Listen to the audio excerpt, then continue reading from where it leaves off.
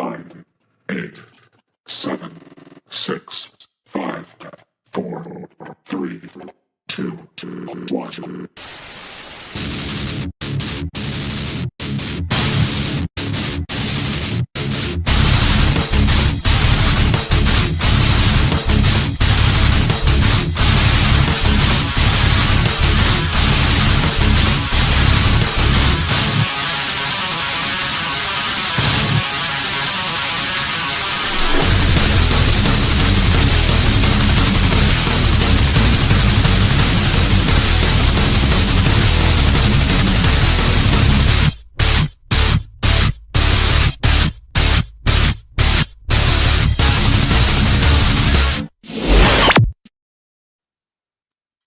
Sorry for the wait, everyone. Man, it's been crazy. I had technical issues just a little bit ago. So I was backstage and waiting for a few to jump on, and then nobody was back there. So I went to hit the live, couldn't find the live button, which is typical.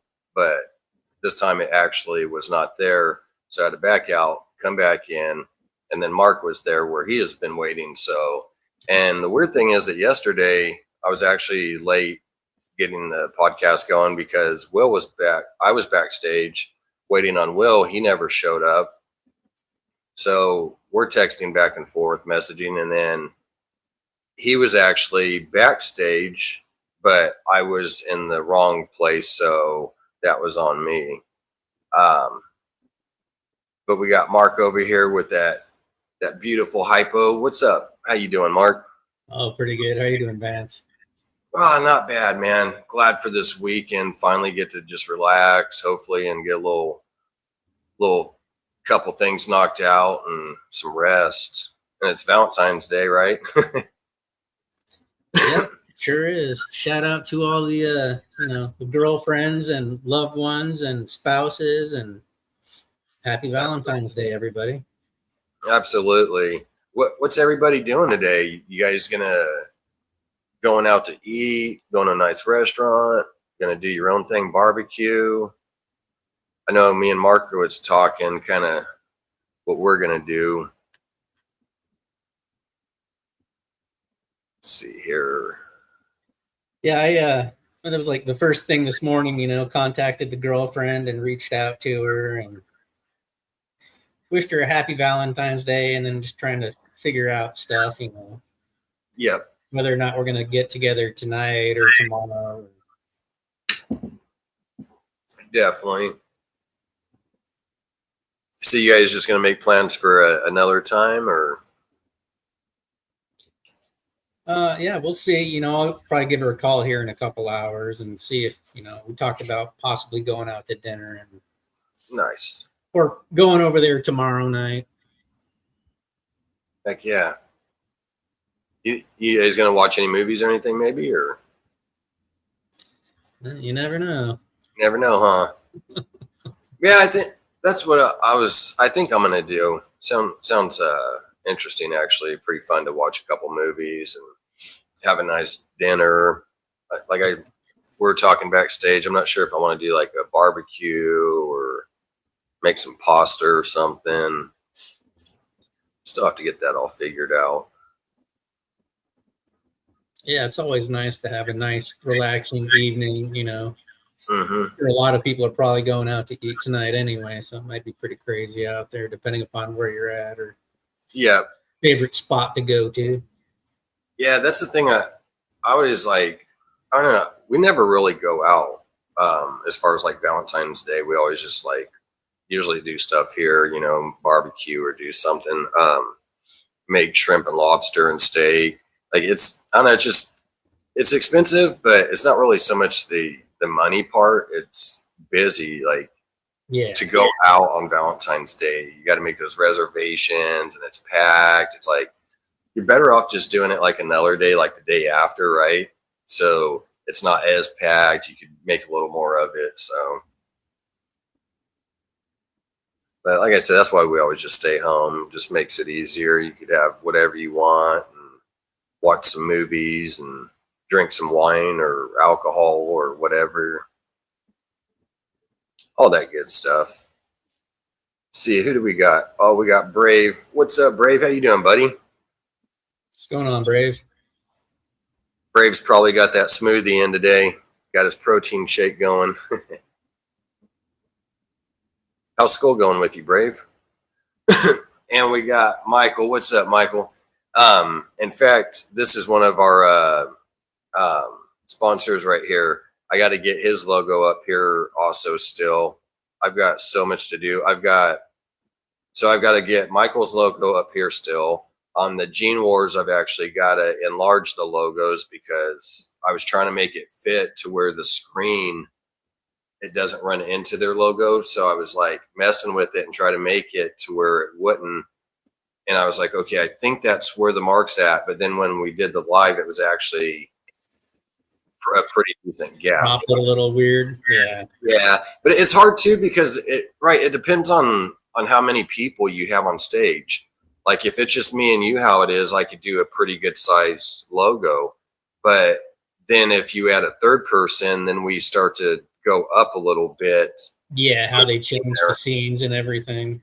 Yeah, it changes it. So you're really kind of like, you try to work with what you can, I guess. I really like to be honest with you, the logos are cool on the top. I do it like that way, but then I think it's pretty nice on the bottom. And a lot of times I could fit them down there and get more space actually. Yeah.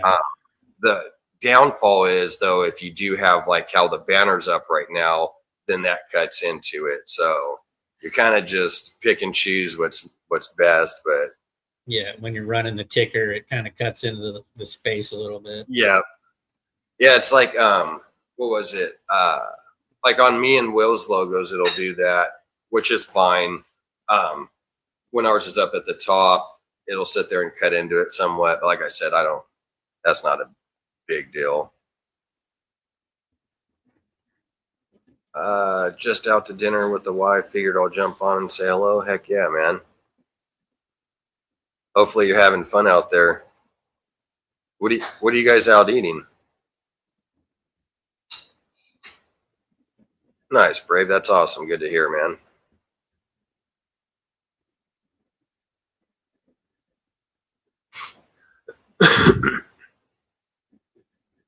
And then we got Mark double dipping.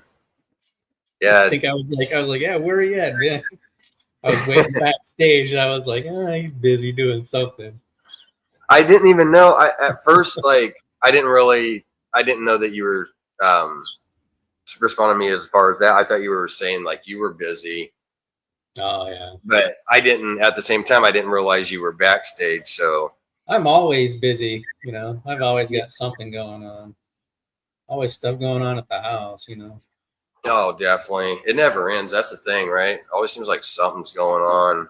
Like you want that break, but if it's not working, it's paying bills, or it's getting something done around the house, or it's dealing in the reptile room, or looking at new reptiles. What's up, Jamie? Jamie, what's up, buddy? How you doing? How's it? Oh, yeah, and congrats to Jamie, man. He got his first clutch today, so that's pretty awesome. I know he was super excited. He was actually telling me earlier I think there was a few snakes he was getting or something. And then he turned around and tells me like, I got my clutch dropped. So seems like a pretty good day for him, man. He's got his couple snakes or something he's looking at and then got a clutch.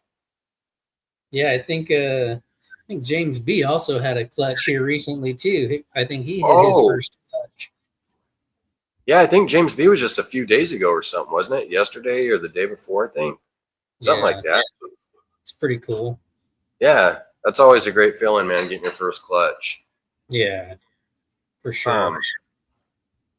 But I would have to say every clutch is still an amazing feeling too, right? Because you're always working that new project and trying to get something better. So it's always just Christmas, like they say, man. Every time you cut it, it's like Christmas. I'm super stoked. I'm stoked, but I'm really anticipating, and it's hard to wait for my clutches to be dropping soon. sitting here Yeah, wondering. I was kind of surprised the last time in the incubator, it was running really either efficient or optimal, conditions. And my clutch pipped. I had 2 pip like 11 days early, which is pretty crazy. So I don't know. I mean, I checked the Gobi and like the temps like got a little high towards the beginning when I first set up the egg box, because I'll put some hot water in there with the Orbeez. I usually put about a 1/4 inch of water in there. So Right. it's probably recording a pretty hot temperature at the beginning, but then it's usually right around 89.5 to 90 degrees, somewhere in there. But they finished Right. pretty early, so it was, and they're all doing good. So that's, I can't complain. Yeah, definitely. There was a couple things I was going to say too. You're at the restaurant right now? Nice. What's up, Tommy? How you doing, buddy? I think Tommy's been pretty busy. I haven't got to see you in a hot minute. How's work going, man? And of course, we got Duval. What's up, Mike? How you doing? Good to see you, Mike. In fact, I got to start working on that shirt this weekend, Mike. Tomorrow I got to start doing it. I got to get that designed. I'm really behind on a lot of stuff. I've got shirts I've got to send out. I've still got to get your shirt made up for that Thunderdome, being the winner. That was pretty cool, man. Congrats to Mike. He came in like behind and then just took off, man. I give him credit.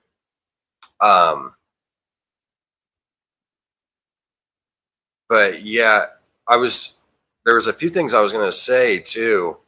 Because we were talking about like how people kind of having some recent clutches, and then it seems like there's been a few people kind of having issues too, not getting clutches, and kind of should have had some and they haven't popped around yet. So it seems like there's been kind of some issues here and there with things. Yeah, some people have some off seasons too, Right now, I don't really know what's going on with the berms. They haven't really been. I haven't seen too many visual locks from them, but without the ultrasound, it's hard to tell like how far along she is, and she either goes this season or she doesn't. But she's doing good. Nice. Yeah, it seemed like earlier in right around the end of Halloween, early November is when I saw quite a bit of activity. Well, hopefully it works out. Yeah, if not, there's always next season. Yep, true. And that's what I was going to say. Hopefully it works out. But if not, like you said, there's always next season. No, that's definitely happened with me a few times. I'm at an Italian restaurant. Nice, man. That sounds good. And that's what I was thinking about maybe doing today, making some pasta or something. I don't know why. Oh, nice, Mike. Started pairing today. What's up, Dickie? What's up, Dickie? How you doing, buddy? David, what's up? I seen people saying Mitzi, but I didn't. Okay, here we go.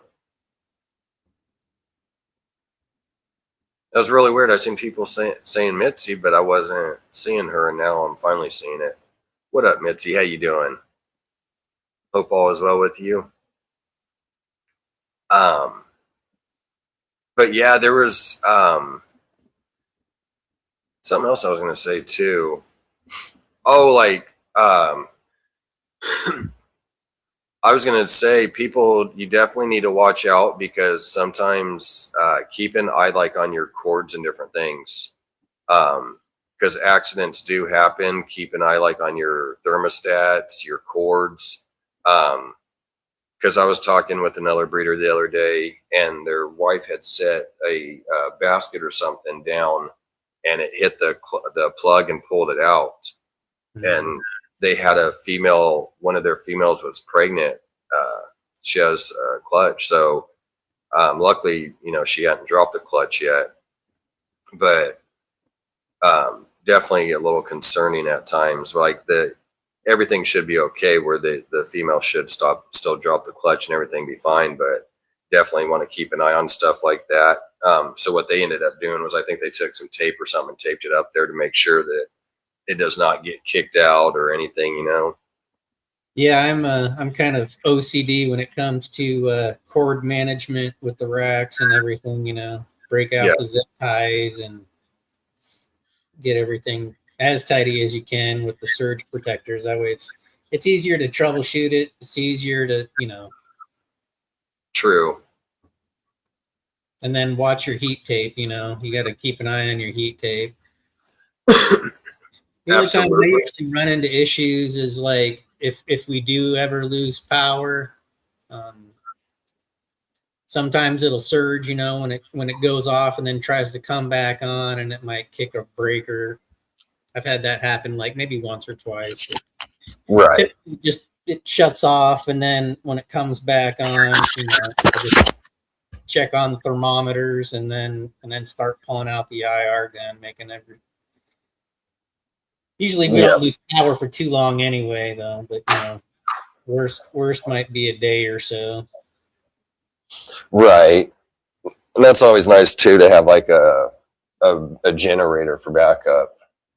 Like, no matter who you are, have a generator, because for anything, especially being a reptile breeder, if anything happens, you're definitely going to sit there and need something to help keep those reptiles warm, especially if you're in a cold area.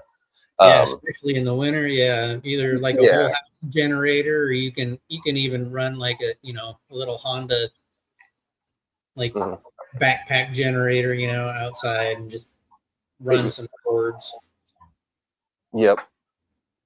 Take them on. Yeah, and they got like at Harbor Freight too. You could get those generators like pretty cheap, so you don't even have to go get an expensive one. Get something that's maybe $300-400 or something. Yeah, they're all pretty similar. You might just, some of the engines might last a little bit longer, but typically, yeah, any small engine like that with a generator, it's going to be pretty solid unit. Yeah, definitely be efficient enough to do that, and especially, I mean, that's the thing. It's just a backup, right? You're using it for when stuff goes down. So if you're not sitting there using it all the time, that thing's going to be there for any time you need it. And you could even really put if you did put a little use on it, you know, you were doing a little bit of, I don't know, something around the house or whatever, you could use it for that too a little bit. You need to run your fridge, and you know, you can wire it up so you can power up certain circuits, you know, if you know what you're doing when it comes to electrical work. Yeah. How are you with electrical work? Like, I'm okay, but not really no expert, and don't. Oh, with the house and stuff? Too much. I'm better at troubleshooting electrical than I am at, you know, installing electrical, and yeah, that's about where I'm kind of at. Hey, even then, man, those electricians and stuff, it could fool them a lot of things. I had an electrician that of mine that I had do some work at my house, and when I built the room and had him add all the electrical panels and stuff to it, it was a house we were renting, and there was some problems with the power. Well, we told the landlords, and so they had their brother-in-law came out that was an electrician, and he's like blaming it on my room that I had built and had my electrician do. And I'm like, no, I had a professional electrician. He's got a license. I paid him cash. Fucking, he did what he needed to do. And so I had my electrician that did all my shit come back out, gave him a call, and I was like, hey, dude, my landlords are tripping and stuff. They're saying stuff you did. And he's like, here, I'll give him a call. So he gave him his license number, yada, yada. My electrician comes out to my house, and he spent like 2-3 hours, man. It was like 2 hours trying to find what was causing some of the outlets to not be working. And after 2 hours, come to find out, he finally went to another GFI that was blowing in the house, and that was causing those to not run. So all it was a stupid GFI, and it took my electrician a few hours to find it. But their electrician couldn't find it at all. Yeah, like if you have issues with a certain circuit, you know, like I have multiple outlets throughout the house that are all on the same 15 amp circuit, right? And some of them also have GFCIs in there. So if your ground fault circuit or interrupter has issues with it or it trips constantly, you know, that's usually what will, you know, draw the amperage up and blow that circuit breaker or trip the circuit breaker. Right. And usually it's just a, you know, a $15 or $20 GFCI. That's cool. I mean, sometimes it just takes a while to figure it out and isolate where the problem is. Exactly. And that's what it was, like you said, just isolating that problem. You just got to track it down and go, and you'll finally run into that. And like you said, it's really, you know, it could be that GFI or GHI, GFI or whatever they call them, and then, or the breaker, right? Usually that's most of the time what the problems are. Yeah, you might have like loose ground or, you know, a hot wire at one of the outlets. Could be any number of things, you know. Yep. Some of these older houses have a lot of wiring issues. Yep. And that's the thing. If you have an old house, it could be the wiring. Yeah, especially if you got something back from the 70s or 80s. Into the wall and hit some conduit without you even knowing it, you know, and that could potentially cause some issues. Yeah. I did that one time. I was drilling into the wall, man, and it was hard. And I'm strong enough. I've done this many a times. Like, I know I've got enough power going, and I'm like, I could push harder, plenty of harder, but you know, is this something that I should not be busting through? You know, it's one of those things you get scared with electric. Like, is there something up there? I don't think, but I just don't want to bust anything. And it was kind of by a window frame too. So I don't think it was electric, but still, I'm not trying to go and strip the window frame. You could have hit like a, you know, a lag or something like that, or, you know, a weldment for the support of the structure, or even another head too, you know. Yep. Brave, I haven't been pairing, probably in a couple weeks was the last time I paired. We haven't had any rain since about 4 or 5 days ago, but we do have some more rain popping up over here on my side of California in the next couple days, actually. I think, what's today? Saturday? I think Monday or Tuesday it starts raining, and then we got like 4 or 5 days of rain. So I'll be starting to pair up. I've actually got to do some feedings and everything today. Get everybody all good and all set, so that way come Monday or Tuesday, whatnot, I'll start pairing up again.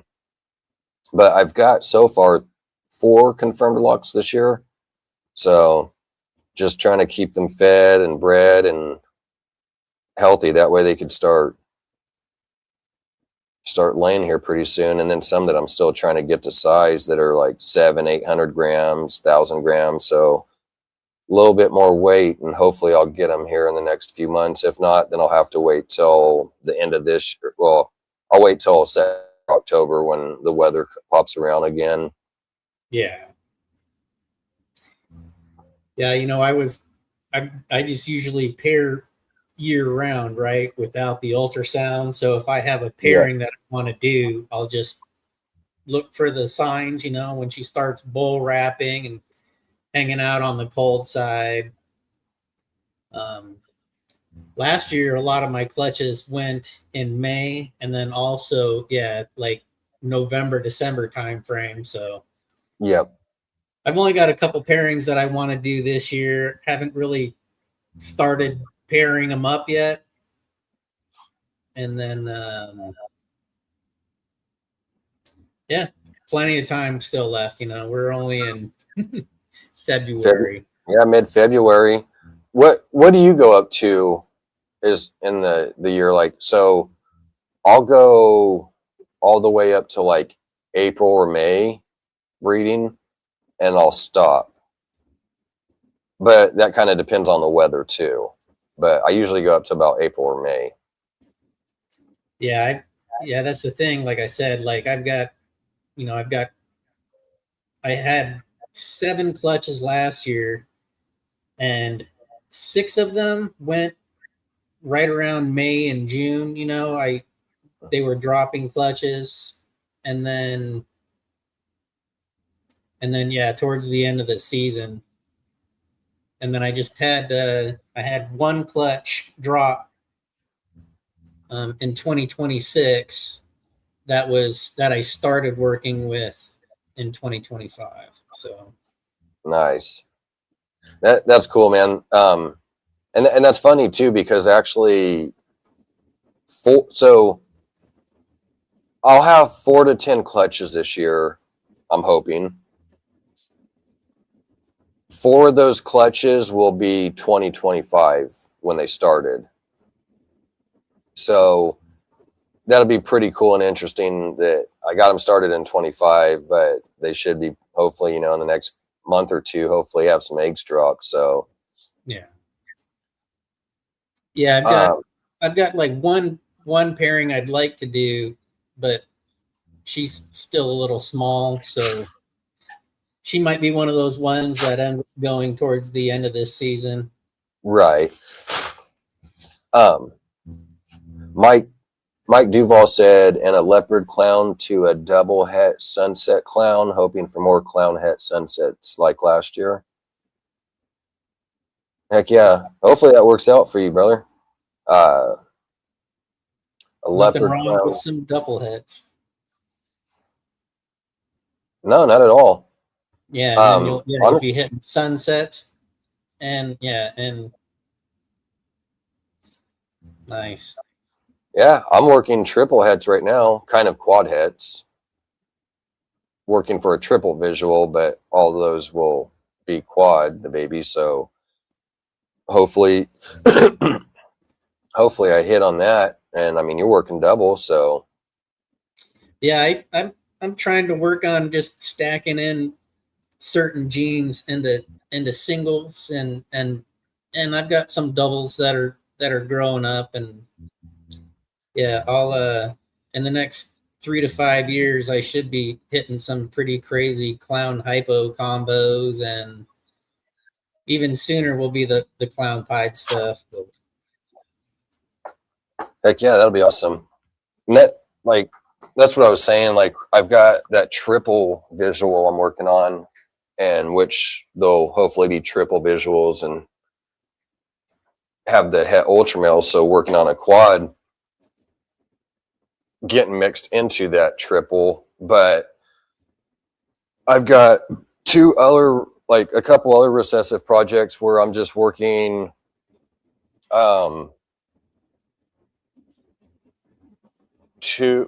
one recessive into another recessive, and then I've got one where I'm working a single recessive into 2 recessives.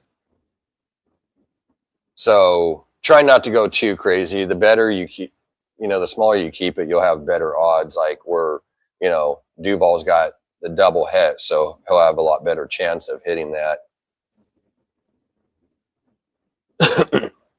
That's the thing. You don't want to get too much going in there. But what would be crazy, man, is what if you did, you know what I mean? What if you, because you never know. Like, I've had a het to het pairing, and yeah, I you hit the odds. nothing on it. Like, my odds were shit, but sometimes they work in your favor, right? Like, what if you did have, you work, that triple into a double or something, and you ended up hitting it, like, or you go a triple het to triple het, and you hit a triple visual, like, it happens. Yeah, exactly. Like that. And that's exactly like what I'm working right now. Like I was saying, I'm working a triple het to a triple het, basically, with the one extra, the ultra male in there, but it's basically a triple het to triple het that I'm trying to hit. And like I said, I've hit on my het to het pairing, just a single het to a single het. I hit shit, nothing. So with this triple het to triple het, hey, hopefully it works. But then you got like that guy that bought that het to triple het to triple het pairing from Aussie. So it was a triple het hypopide clown to a triple het hypopide clown. And that guy hit like 2 triples. So he had 2 triple visuals. 2 triple visuals, yeah. And then I think he had a couple double visuals in there too. Yeah. Like that dude, he hit pretty hard. Even if, just say he hit the 2 triple visuals and the others were hets. Like you hit good. Or you hit a couple singles and double hits, and like you can't go wrong. Exactly. Hey, you never know, man. The odd gods might be on your side. Yeah. Sometimes I've had good luck and I've had some bad luck. I did a het clown to het clown pairing, and didn't hit any clowns. But I only had, my female she was relatively small, but she produced like 3 eggs. And like when the babies came out, they were like 130, 140 grams. So they were some pretty big babies, but they were only, she only gave me 3 eggs. So. And those odds didn't go well, huh? Yeah. I mean, And see that, but what I was getting at is, it's hard because you never know. Because you hear sometimes that, okay, because I think the average person wants to think, well, man, I want that 8 or 10 egg layer. So I have all these chances, right? The more eggs, the better chance I'm going to have is the typical way of thinking. And I could understand that. I thought that way. But then I've heard where people have those smaller clutches that are only 3, 4 eggs, and they're hitting those all geners, they're hitting those bangers and just creating really nice stuff. But that just goes to show you that that's not always the case. Yeah, it just comes down to it's the odd guys, right? It's just crazy. Like I had one clutch where like I hit the best possible animal out of the pairing. Which was a pastel phantom leopard pied, and then I hit a normal out of the clutch too. So like, it just sometimes it goes your way and sometimes it doesn't. Yep, just like on the in fact, on the het pied to het pied I was talking about. So that was a banana orange dream yellow belly het pied het hypo to a het pied. I hit 0 pieds, but then I hit a couple, like I had a banana orange dream yellow belly, a banana orange dream. I had an orange dream. I had an orange dream yellow belly. So I did pretty good as far as the codoms. I couldn't really complain, but as far as the recessive part, the head to head pied, that just did not hit. And then you have to figure out whether, like if you hold one of those bets, testing it, right, to see if it proves, like if you wanted to progress with that animal or that project, right? Right.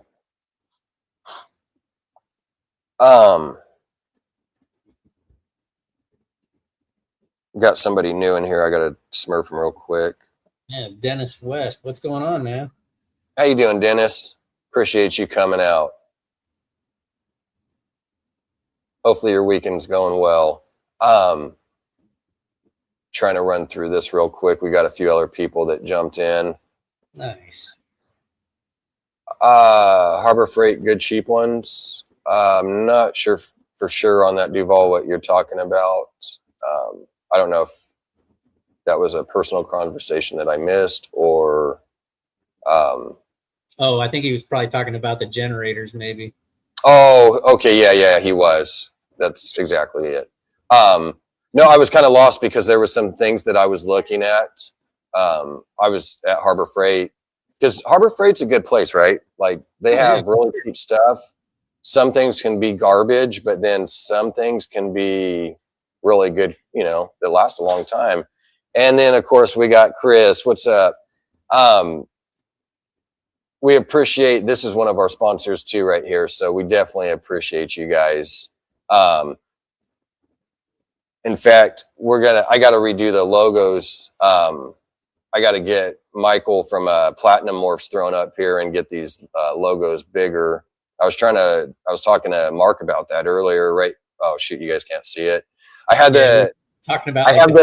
Well, what I was getting at was I have the mouse right now. I'm using the cursor, the little cursor in it. I'm thinking you guys can see the arrow on it, but only I can. But anyways, the logo up there, it's got there's like a gap between, and I'm trying to keep it to where we don't go into the logos, but there's a big gap where I can. But then when I go to like 3 people, then it expands the screen different. So it's trying to figure this out. Yeah. Trying to figure it out. Hypopied clown on the triple visual. And Stan the man, what's up, brother? How you doing? What's up, Stan? It's good to see you, Stan. I hope you're doing well, man. Yeah, I think Stan went down to that Sear show recently and was picking up some stuff for his carpet python enclosure, and I think he picked up a couple pretty cool crested geckos too, I think, right? He did. He got some nice stuff. Yeah, he got that cage and everything, like you said, a couple of those geckos. So, in fact, Stan, man, he had a gecko he was giving me. I still got to send him the shipping for that. Been a little tough on. I think that'd be quince, Eric. Quintuple recessive. Quince. Right. I refuse to admit what I'm working on because I don't know what goes after.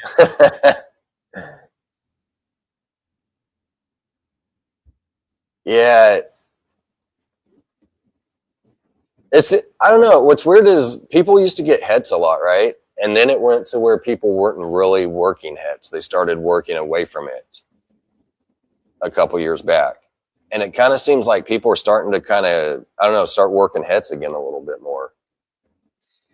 You know, I think you when you try to create something or you're trying to add genes in there, sometimes you have to work backwards or sometimes start from the bottom, right, and work your way up if you want to get it in a certain project. So yep.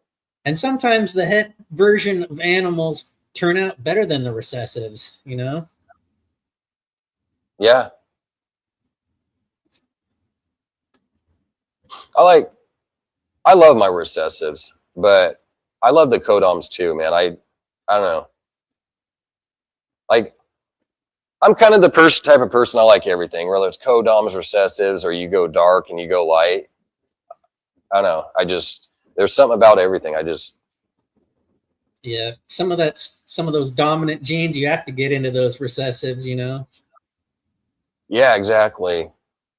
And what's weird is, like, I've even heard people say, like, well, it's kind of hard, like, it's hard to get the codoms and, like, when you're trying to get recessives and codoms together, like, it kind of makes your odds harder on stuff. Yeah, you know, like, especially like if you're working like a double on a double project, right? Like some people can afford to have double visuals and pair double visuals to double visuals, and some people are working with like maybe a single and then a head on the other side, or, you know, like, it's always best to just try and increase your odds so you have the best odds of hitting what you want, right? Yep. That's nice to know. My quad het and ultra project was produced by Ozzy. Heck yeah. Yeah, the Ultramel triple het hypopied clown boy that I got, he came from Ozzy, and then the triple het female that I got, she came from, I can't remember the guy's breeder name, his company, but his name was Alan or Elaine. I always took it as Elaine. In fact, Stan's in here. He'll know who I'm talking about. I thought his name was pronounced Alan, but I guess it's Elaine. He was from Florida. You might know who I'm talking about, Mark. I'm pretty sure you've heard his name. Yeah, I'm not. It's on my. God, it's on my incubator. I'd have to run up there and look. Yeah. And he got out of the game like, gosh, a year and a half, 2 years ago. He sold off all his snakes, and he had like his own, like not cocoa, but kind of like aspen, but Okay. he had like a hemp type hemp that he did with it. Yeah. Huh? Like a hemp substrate. Yeah, exactly. Yeah. And he actually got out of something. Okay, so the manufacturer who he got the hemp from or whatnot, some of that product, I don't know, they went out of business or something. Something happened, and then so he wasn't selling it anymore. And because I had asked him about it, so I was thinking about trying it out, and he was telling me, he's like, oh, I don't have it anymore. You know, gave me the rundown on the supplier or whatnot, and then he's like, I'm trying to look for another one. But then like maybe a year after that or so is when he, just shut his doors down. So that was kind of obviously out of the plan anymore. So Yeah, it's always interesting to see like who kind of comes and goes throughout the season, like some people run into, difficulties, and some people start up and then kind of fizzle out. Yeah, absolutely. And it's weird. It's been an interesting season, like lots of people Appreciate you, Stan. Lots of people go. Oh, definitely. And it's weird, man, because lately I've seen so many. In fact, here in a minute, I'm going to throw up a commercial. We've got, what was I going to say? Sorry. Thank you, Stan. I really appreciate it, brother. That thing's beautiful too, man. I can't wait. That was a beautiful gecko he was going to give me. I was super excited about that. I lost, shout out to Stan, man. He's always been a great supporter of a lot of people and stuff. But a super caring guy, man, that's always there for people. But he sat there and I had lost my gecko. I only had one Cresty. And unfortunately she passed, and Stan, he found out, and he told me, he goes, man, I got something for you. And so he sent me a picture. So that was pretty cool of him. What's the lifespan on like a crested gecko? Is that like 4 to 6 years or longer? Or? I would prefer Stan to answer that question. Yeah. I think it's somewhere right around there, maybe 8 or 12 years, something. But again, I'm not 100%. I know Stan will sit here and say in just a second. Let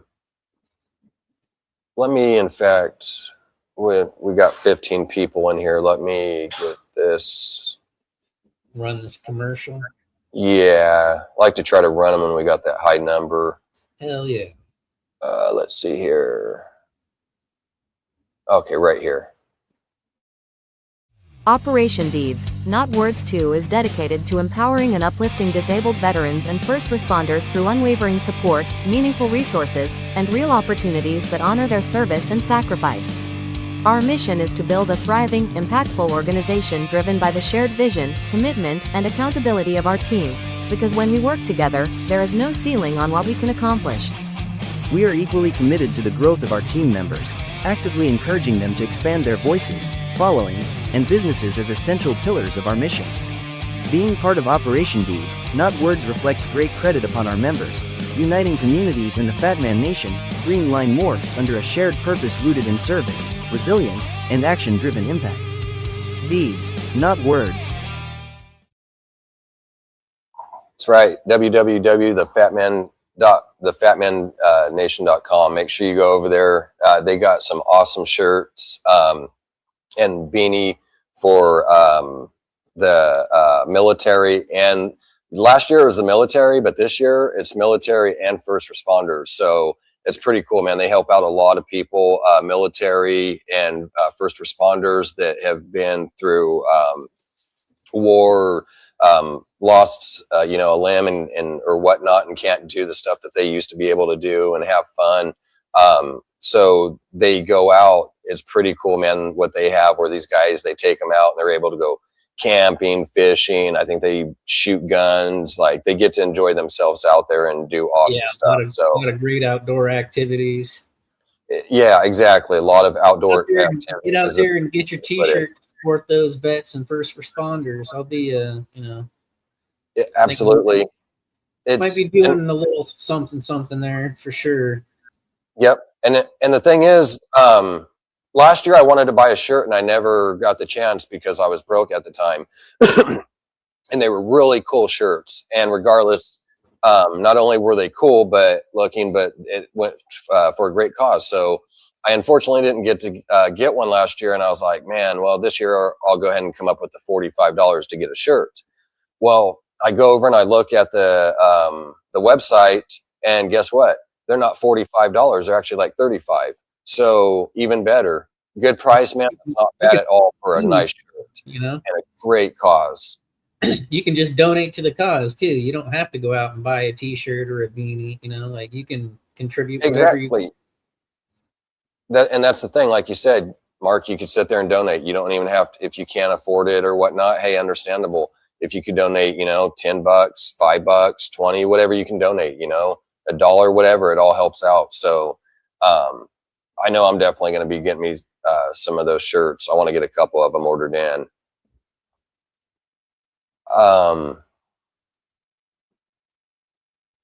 Hey, Jamie, I'm curious, like, how much roughly, how many years or roughly hours or something do you have on that thing? Do you have quite a bit? Just curious. Because they're really good. I want to go to Harbor Freight and get me one of those generators. Go get a big generator and an air compressor so you can do some mobile welding and stuff like that, some fabricating. Yeah. I wanted to go, so I was going to be buying a welder. I got a MIG welder, a nice Lincoln, but it's a MIG welder and I need to get me a TIG. So I was going to buy another one, and I wanted to get a Lincoln, but that's also going to cost me like $1,500. So I'm kind of I was looking at Harbor Freight, going and getting a welder from them, something for like $500-600. Which they do. My brother actually bought, I think, the same one I'm looking at, not platinum, the titanium. And it was actually, he said it's a really good welder. I'm thinking about another place though that I'm going to go to get it. But like I said, Harbor Freight has a lot of really good tools and everything that you could get at a cheap price. Like a lot of stuff you could just go there and get, and it'll work just fine for your hobby or, you know, your personal projects, whatever you're doing. So Stan said, with extreme care, 15 years in captivity for crested geckos. That's cool. That's a pretty good long time. I wanted to say that it was around 15-20 years, but I couldn't remember. Like, I was like, maybe it's 8-12, but is that the tarantulas? Because the males, Mark, with the tarantulas live what, like 3-4 years at most, 2, 3, 4 years, 5 maybe. Yeah, I think certain tarantulas, the females typically live quite a bit longer. That's why they're more sought after in the hobby, you know. But you know, sometimes the males are a little bit more attractive than the females with arachnids too. So yeah, you know, I was gonna say, what was the longest, or what was the oldest reptile you had in your care? Like, for me, I had Duramastics for quite a while, and you know, they can have like lifespan of like 35 years in captivity if like everything is optimal. Right. I had a yellow Nigerian Euromastix for a little over 13 years, and then I had an ornate Euromastix that I had for like 6. And then, you know, I ended up moving, and then like about a month and a half later, I lost one, which was unfortunate. But Yeah. Euromastics are cool. If it, spiny-tailed lizard, basically. I don't know if anybody else works with them. But they're cool. I'll get back to that question here in a second. Jamie said that to my question about 150 hours. Yeah, on the So that- generator, on his work truck or whatever. Yeah. So that's pretty good. Man, my neck is kinked. That's pretty good, 150 hours. But he said also his is the $2,000 one. So he did spend quite a bit of cash on it, but I'm sure not as much because if you got that from Harbor Freight, you definitely didn't spend as much as what. Oh yeah. An I mean, as long as one.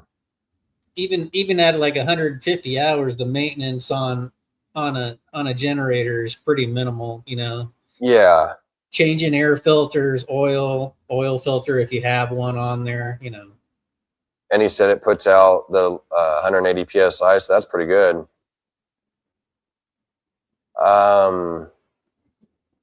So is that the generator with the compressor, or is that just a generator and running a compressor? Yeah, that actually threw me off a little. Got 2 coats of polyurethane on the stand for the enclosure mark. Nice. That's pretty cool.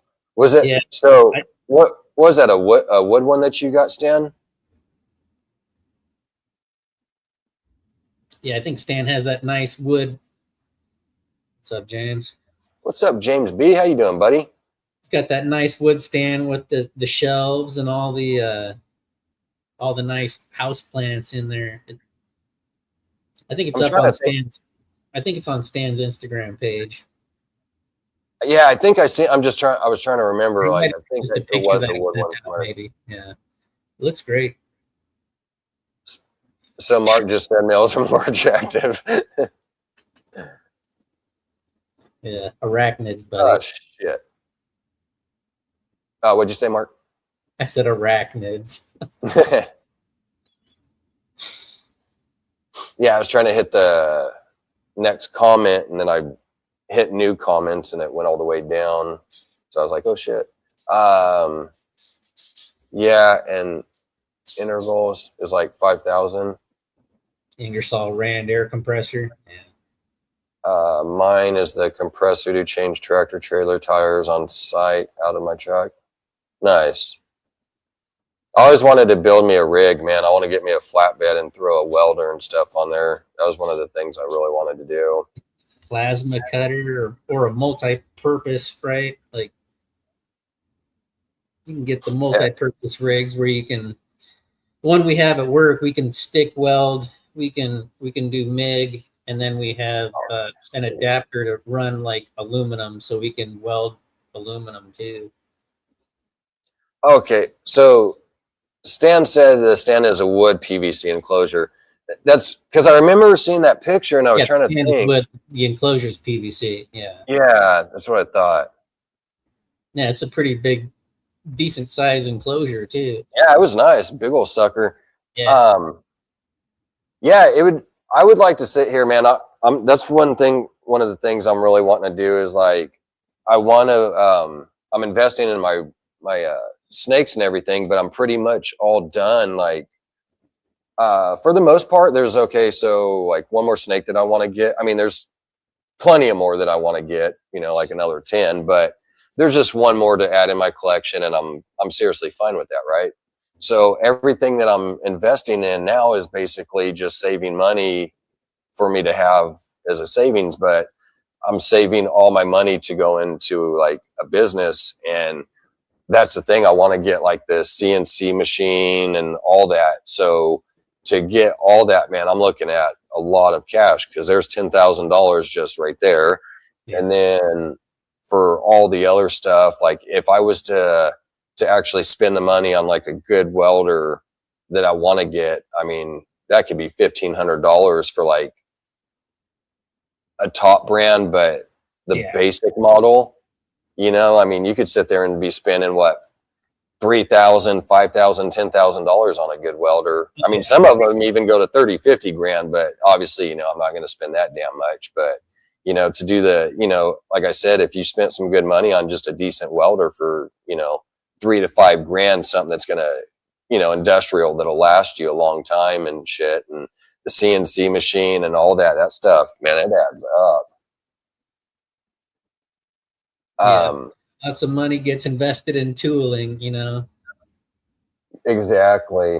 And right now, like, I'm just trying to start out cheap. I'm not trying to get all this crazy expensive equipment. Like, everything I'm pretty much looking at is all coming from Harbor Freight. A lot of it.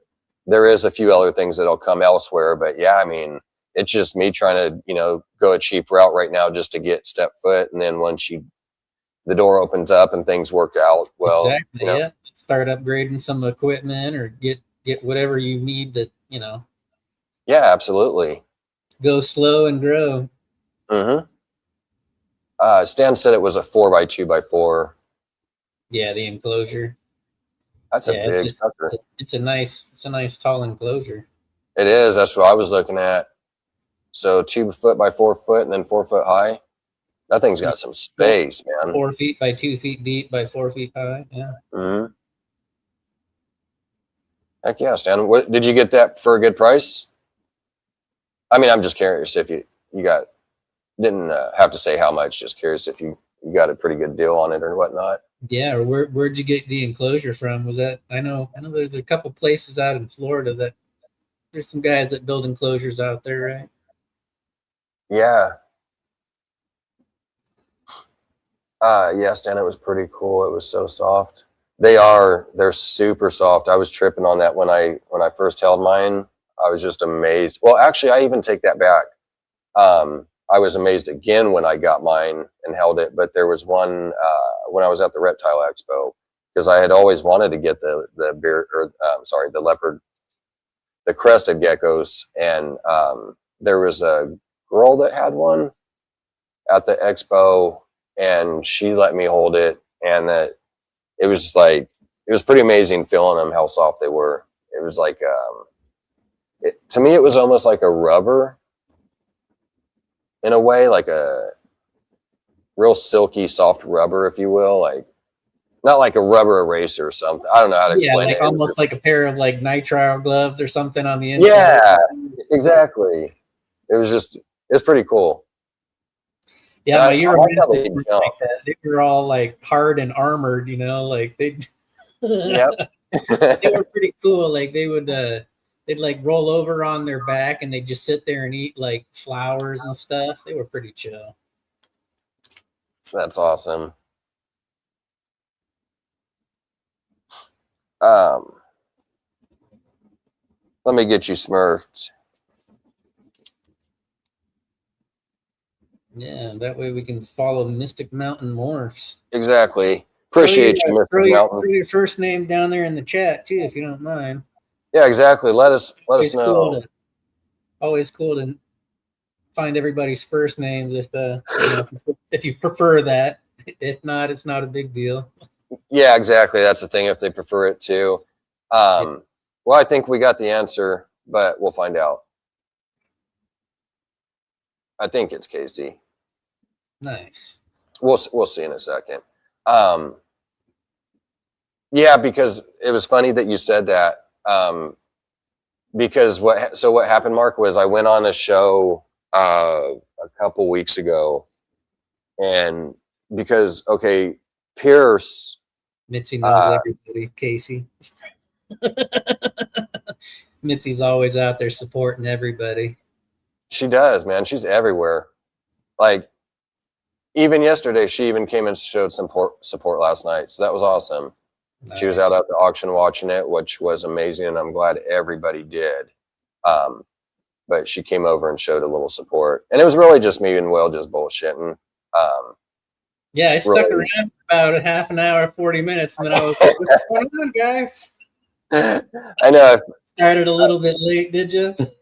Yeah, I felt bad. I was like, man, where is Will at? And it was driving me nuts. But it wasn't like Will so much. It was I had stuff going on, so I didn't have like I wasn't able to respond back with Will as much, and be like, hey, Will, where are you? I was kind of like back here on backstage, but then kind of getting stuff done. So it was on me. I totally goofed up.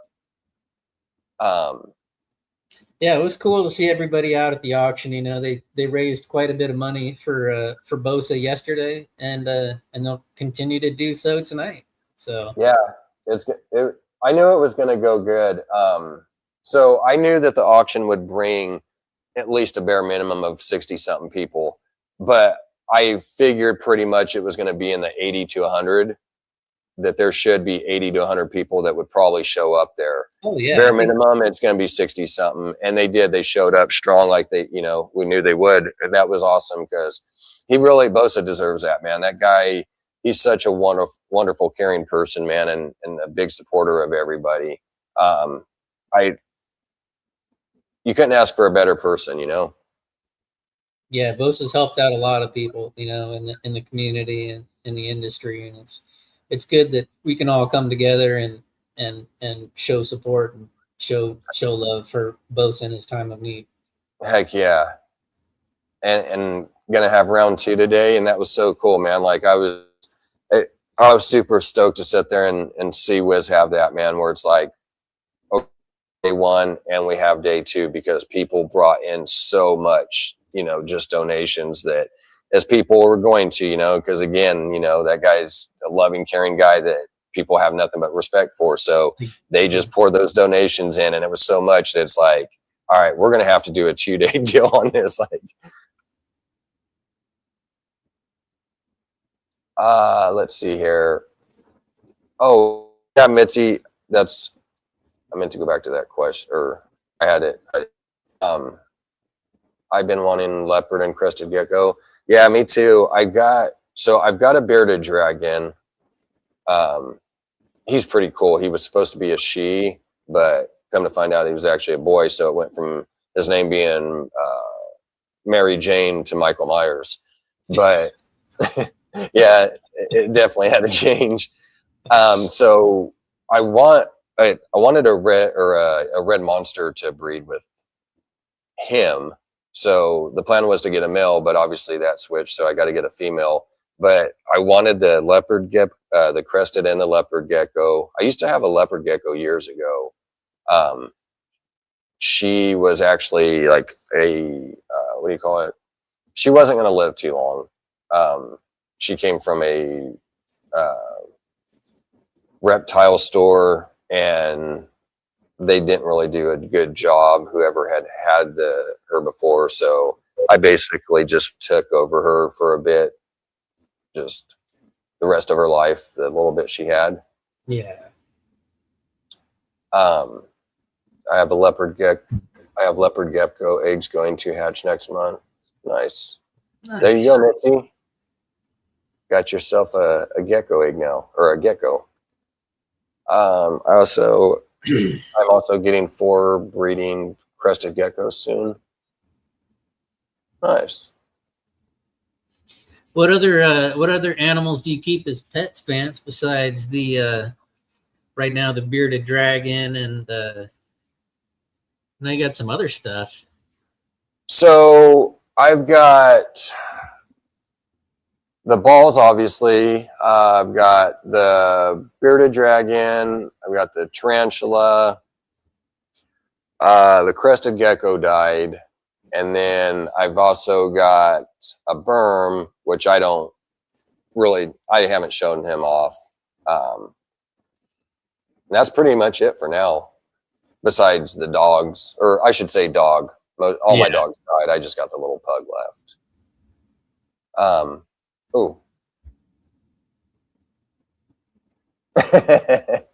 Yeah, I was super late on that one. I meant to go on time, and I wasn't going to go long neither. I was just going to go for like an hour because I knew they were doing the the auction and everything. So really, all we did was me and Will, when we were live, we were just really directing.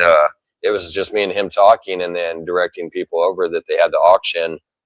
In fact, Val, he had came on later on that night on the podcast that I had, and then I thought he had came from the auction, but he hadn't. And we were sitting there. We were talking about the auction, and he didn't even know about it. So we had to direct Val over there. He really is. He is an amazing person, definitely. That guy. So when I was going through a tough time, Bosa was the first one that had reached out to me when I was dealing with some stuff on my house, and he was the first one that had sit there and said, "You know what, here, man, I'm gonna help you out." And his wife, she was alive at that time, and she was going through all her treatments and everything, and to sit there and see somebody that their wife is dealing with all that and still step up to help somebody out was really showing. I already knew how amazing he was. I've known him for over 3 years, so there was nothing new. But to actually see that was just showing that much more, if that makes sense. That, man, that what can you ask from somebody? Like, what more can you ask? That I couldn't. Amazing man. Mac Snow Normal Cross Leopard Geckos. Oh, so to answer, to go back to what you were saying earlier, though, Mark, my longest living animal that I had reptile wise, oh gosh, I'm trying to think. I've seen that Max Snow. I want to check that out. I can't remember what those look like. I'm thinking that let's see, I had a boa. I had him for, I think, 5 years. I think the longest was probably my berm that I had at the time. I had her for probably about 7 years. Yeah. So I think that's probably the longest. And she would have lived a lot longer. I just couldn't keep her.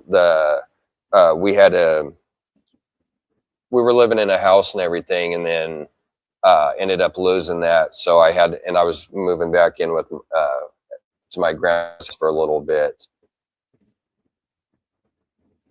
How you doing? Alan and Tiffany, what's Alan, up? yeah. Oh, happy Valentine's Day. Hope you guys are having a great one. I'm forgetting it's Valentine's Day. What's everybody doing today? What are you guys all going out doing? Spending time with your loved ones out just at the house, or are you guys going out and having a barbecue somewhere at the park, or going out to a nice fancy restaurant, or keeping it simple and not going fancy, just hitting Applebee's up or something, Yeah, it looks like Casey works quite a bit of geckos, and are you getting into some rubber boas and Angolans, or do you already have those as well? Oh, that's actually pretty cool. Some rubber boas. Yeah. Yeah, the Angolans are nice too. Yeah, they are. Pulled some crusty eggs today. Oh, nice. We were just talking about crusties earlier too. Quite a few times, actually. I'm kind of jealous. I can't wait to get some crusty eggs someday. It's so cool, man. They're just so small and stuff. It's like pretty interesting.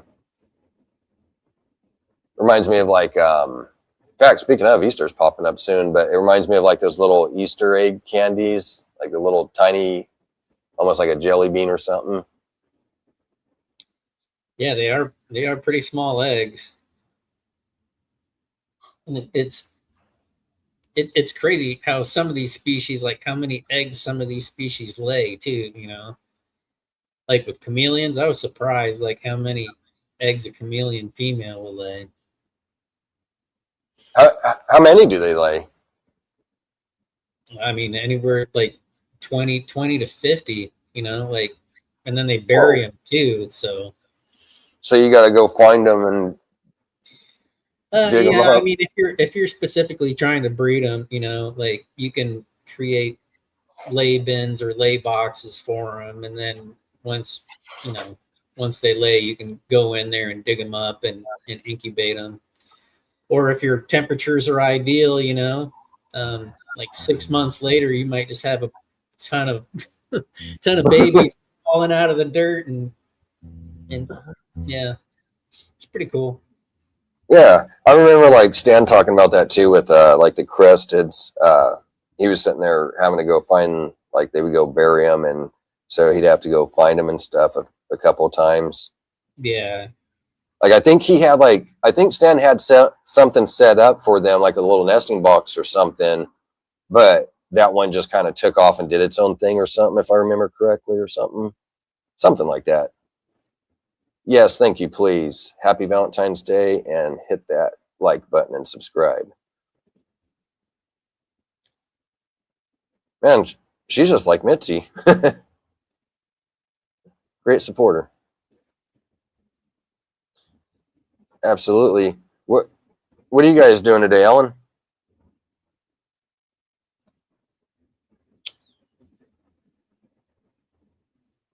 The auction, it's for homie. Yeah, I'm buying something.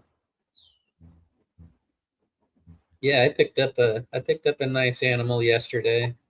A good deal. Yeah, I was watching it. I watched it for quite a while before I had even went live. In fact, when I was waiting for Will, but Will was really waiting for me, I was in the wrong spot. I was just sitting there kind of watching the auction and stuff. That's what happened to me. I got my girl Beardy 5 years ago as my Valentine's present. I was told she was a boy, so she was Lubin, but changed it to Lubanita. Lulu. Nice. Yeah, I hate when that happens, right? You have like a nice name that you got picked out and everything, and then it's like, nope, different gender, got to change it. Doesn't work out that way. Yep. Yeah, I've got one up there that's like that. But he didn't have a name before I found out it was a she. Oh shit. What was it? A crested or? Oh, for me? Yeah. No, yeah, it was it's a DG pet clown. Oh, okay. Damn, that sucks, man. I was hoping it was a male because I had plans that season, but it ended up being a female. So I'll just wait another season or so and hit her with something good. Hell yeah. Jamie was just saying, same here, Vance. When I first started doing lives on TikTok, Bosa was all in my lives, even though it was only a couple people. So I would say he pushed me, and now I got lots of followers. Absolutely, man. Just like that. Something simple. Like, the same thing here, man. When I had first started this show, almost a couple years ago, I had like Bosa, Mitzi, David, and many others. Greg, there was those people that were sitting here and came on and would watch me. And, it wasn't a lot. You started out with like, maybe 5-10 people, and you just grow. And he was one of those people, man. And he definitely helps. It gives you that motivation, even though you only have a few people sitting there, you're still like, hey, there's people here. And so that helps you, gives you like that motivation, like I said, to keep pushing. And shout out to him, man. He's watching everybody's lives. I don't know how he does it. I try to bounce around. He's like the minion king, though. He's got all his minions helping out. Dennis wants a...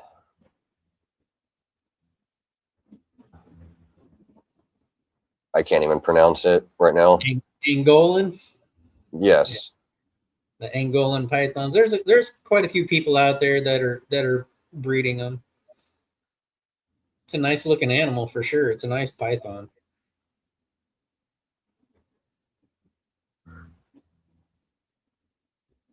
And they're reasonably priced, you know. So Okay, so she's getting. She said I am getting them. I don't currently have them. Money is down. Just waiting for the weather conditions to get better. Yeah, that's one of the biggest problems right now is just waiting for the weather to clear up. You got anything being shipped in soon, Mark? Or I've got one that's paid off that needs to be shipped, waiting for the weather. I've got another one that I'm paying on and still waiting for the weather. I had two that just came in on Thursday. More stuff for the Peach Project. Nice. And then I picked up an animal last night from Lindworm Exotics. So Randall will be shipping that out from Oklahoma. Hell yeah, that's nice, man. Yeah, whenever the weather's good, you know, I'm not in a big rush, you know. I prefer to ship the animals when it's safe to do so, you know. If the weather's too cold or it's too hot, you know, just wait till the time is better. And Randall and Larry's got some pretty nice stuff too, man. They got some heat. Yeah, they don't release anything, you know. So when Limworm opened up the holdback rack and donated, I had to jump on it. Yeah, for sure. Like you said, you don't see them release stuff with my plans. So shout out to Larry and Randall. I brought Parker to a little boy's 3-year-old party at a place full of bounce houses earlier. Nice. That's pretty cool. I was going to say it's a perfect day for it, but my weather is probably different than yours too, so I'm not, or could be. Over here it's sunny and nice. Hey, either way, that's still fun. Shoot, I'll jump in a bounce house right now. I want to go have some fun. Micro squirrels, huh? Are those actual squirrels? Curious on that. I think I saw something about some micro squirrels on the Ants Canada channel. I think he had some micro squirrels in one of his big vivarium enclosures that he did. I don't know if you've ever seen that, Vance, but that's a pretty cool series to watch if you ever get the chance. What is it? Ants Canada. Ants Canada? Yeah. I'll have to check that out. Yeah, he's got all these big, I mean, huge vivariums. You know, they're like the size of a room. Nice. And he's got them all interconnected. So, and then he just runs it, puts in different species, and they all. Didn't he have an anaconda? He had an anaconda or something, didn't he? Or a retic or something that he built a big thing for. If it's the same guy. I think that's I think I know who you're talking about. You're talking about that's a different guy. Yeah. Oh, okay. But yeah, I'll send you the link. It's pretty cool. Nice. Yeah, I'll have to check that out. I remember during Easter I had a lot of jelly beans and Peeps the marshmallow treats as a kid. Yeah, good old days, huh? That's I remember all the I never got into was the Peeps. No. You see them at Easter all the time, like the sugar coated marshmallows. Yeah, those were some of my favorites. I'd eat those up, and I still do. But now what I do is I take a lighter and I burn them and have a roasted marshmallow.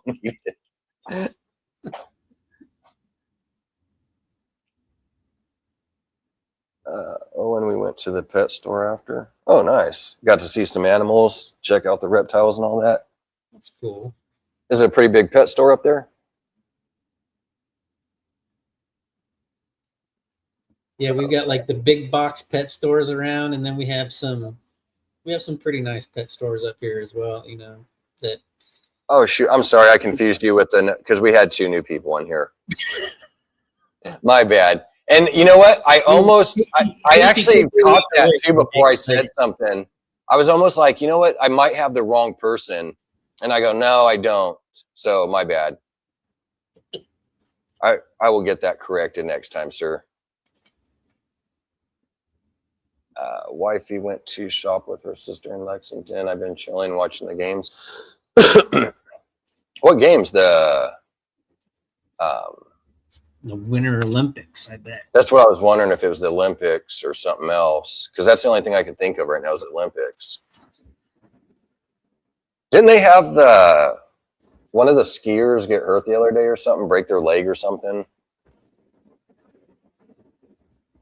That I don't know.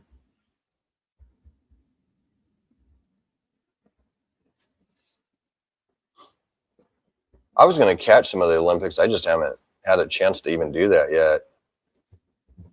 I use a damp moss in a bowl box with the top cut open. Okay, and that's what you're talking about for the eggs, right, Stan? Yeah, so basically just like a humid hide then almost, right? Yeah, that's pretty cool. I like that. Just put the little damp moss in there. Yeah, I know some people, like with the leopard geckos, they'll have like a hide box with substrate in there, and yep. I guess it's just different for every species too. You know, some stuff works better for certain species, and it's cool. What's up, Nice. G-Paw? G-Paw, what are you doing? Hey, G-Paw, did you get anything last night off the auction? Oh yeah, he did. He already spent it too, from what I understand. Oh, he must have got the credit. Yeah. He picked up a nice credit from Sammy, and then nice. I was on the phone with Sammy earlier. I was talking to Sammy for like an hour today, and yeah, he was telling me G-Paw picked up a nice animal. G-Paw's going to be working on some nice stuff coming up. Nice, heck yeah. G-Paw's got some nice stuff too, man. He's got some things that people haven't even really seen. Like, where did he get some of this stuff at? Easiest way to find crested eggs. Yep, go straight to that box and boom. That's pretty cool. I like that. Nice little hide type thing for him. Bounce house is a good place to go if you don't get out much. Laugh out loud, just don't have lunch before the bouncy house. Yeah, that is true. You got to wait a good 45 minutes to an hour before that. What's that one movie? I'm trying to think of it. I can't even remember the actress's name. She was there was this movie and she's in the bounce house and there's a bunch of kids bouncing and she's got like her pregnancy test and she's like, the kid ends up taking it. Like she was in the house and then like the kid ends up, or I think she walked out or something to show her husband or what boyfriend or whatever. And then like the kid snags it from her and jumps in the bouncy house and they're like the kids are throwing it to each other and she's trying to snag it.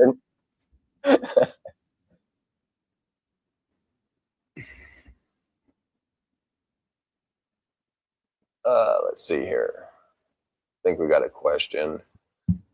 Oh, wait, maybe not. I've got a quad het male if anyone is interested. A female, normal het, ultra, G-stripe, clown pied. Nice. Yeah, that's, I think that's some of the issue sometimes when you start getting into those big quad recessive projects or triple recessive projects.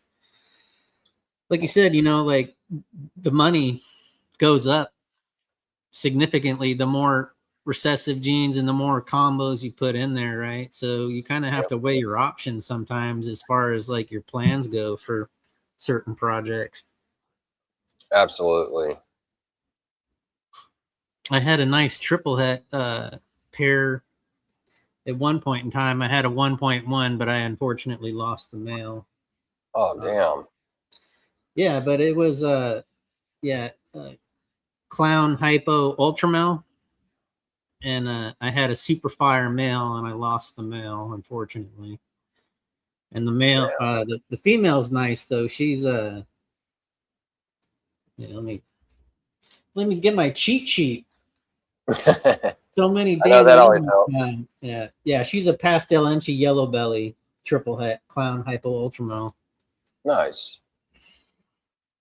So have you decided which way you're going to go? Anybody wants a nice triple head, I could probably hook you up if that's something you're interested in.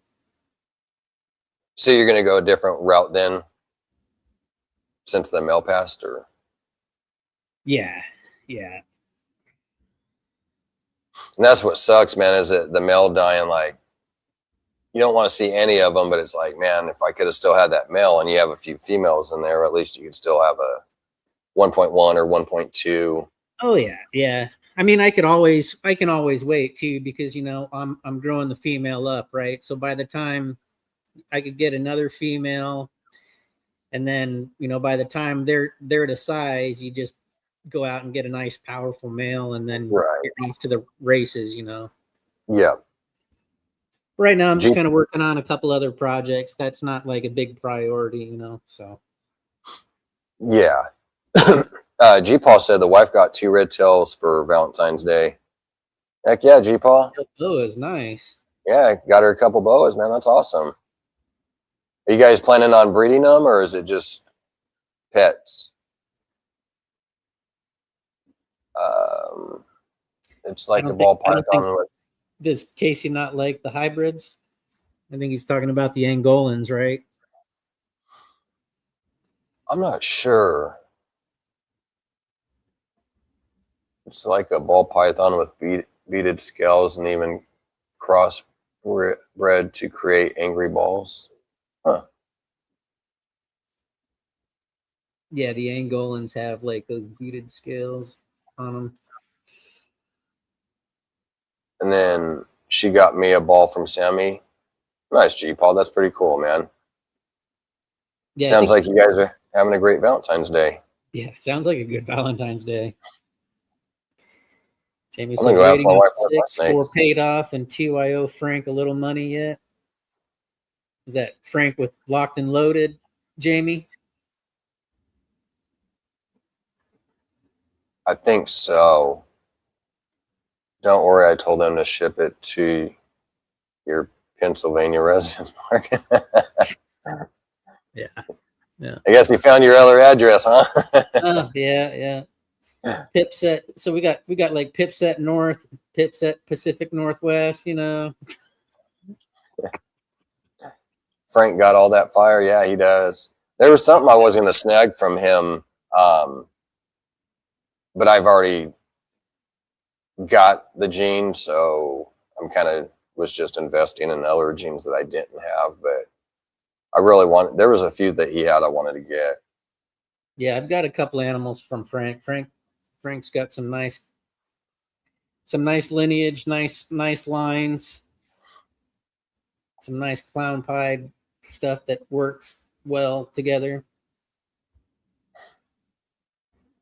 Yeah, I'm going to need another rack. You know what I'm saying? Like, yeah, that's where I'm at, man. I got to get me another rack going. But add to the ones I currently have. I could add a couple more levels to that 1039 rack over there, and probably another 2 or 3 onto the 5540 rack. That's true too, and that's what's cool. You get to just sit there and buy another level. It's not like you have to buy a whole rack, Yeah, like no, I just have to break out the step stool to get to anything higher than like the top 2 levels.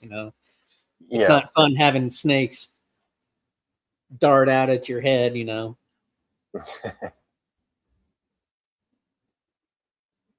Amaze thing with him. I had a piece of pizza. Pizza sounds good, actually, too. Either one of y'all working True Ghost? No. I know there's a few people out there. Yeah. Will, right? Will work. Yeah, Will. Ghost. Where are you at, Will? In fact, I messaged him earlier. Will is at Python Portal. Yeah. Yeah, Will works True Ghost. Yeah, I messaged him earlier and seen if he was going to jump on. I think he had some stuff going, though, so. Damn, you have another party in a month? All those young kids love those bounce houses, man. The girlfriend's daughter went to a birthday party, and it was for one of her friends, and they went to a trampoline park, and some adult like jumped on the one like trampoline as she was going to stand up, and her leg buckled, and she broke her leg. Oh, It's kind of a bad deal. She was in a hard cast, for like about a month. But when you're that little, it makes it difficult to get around and carrying her up and down the stairs. And oh, definitely. Damn, that wasn't fun.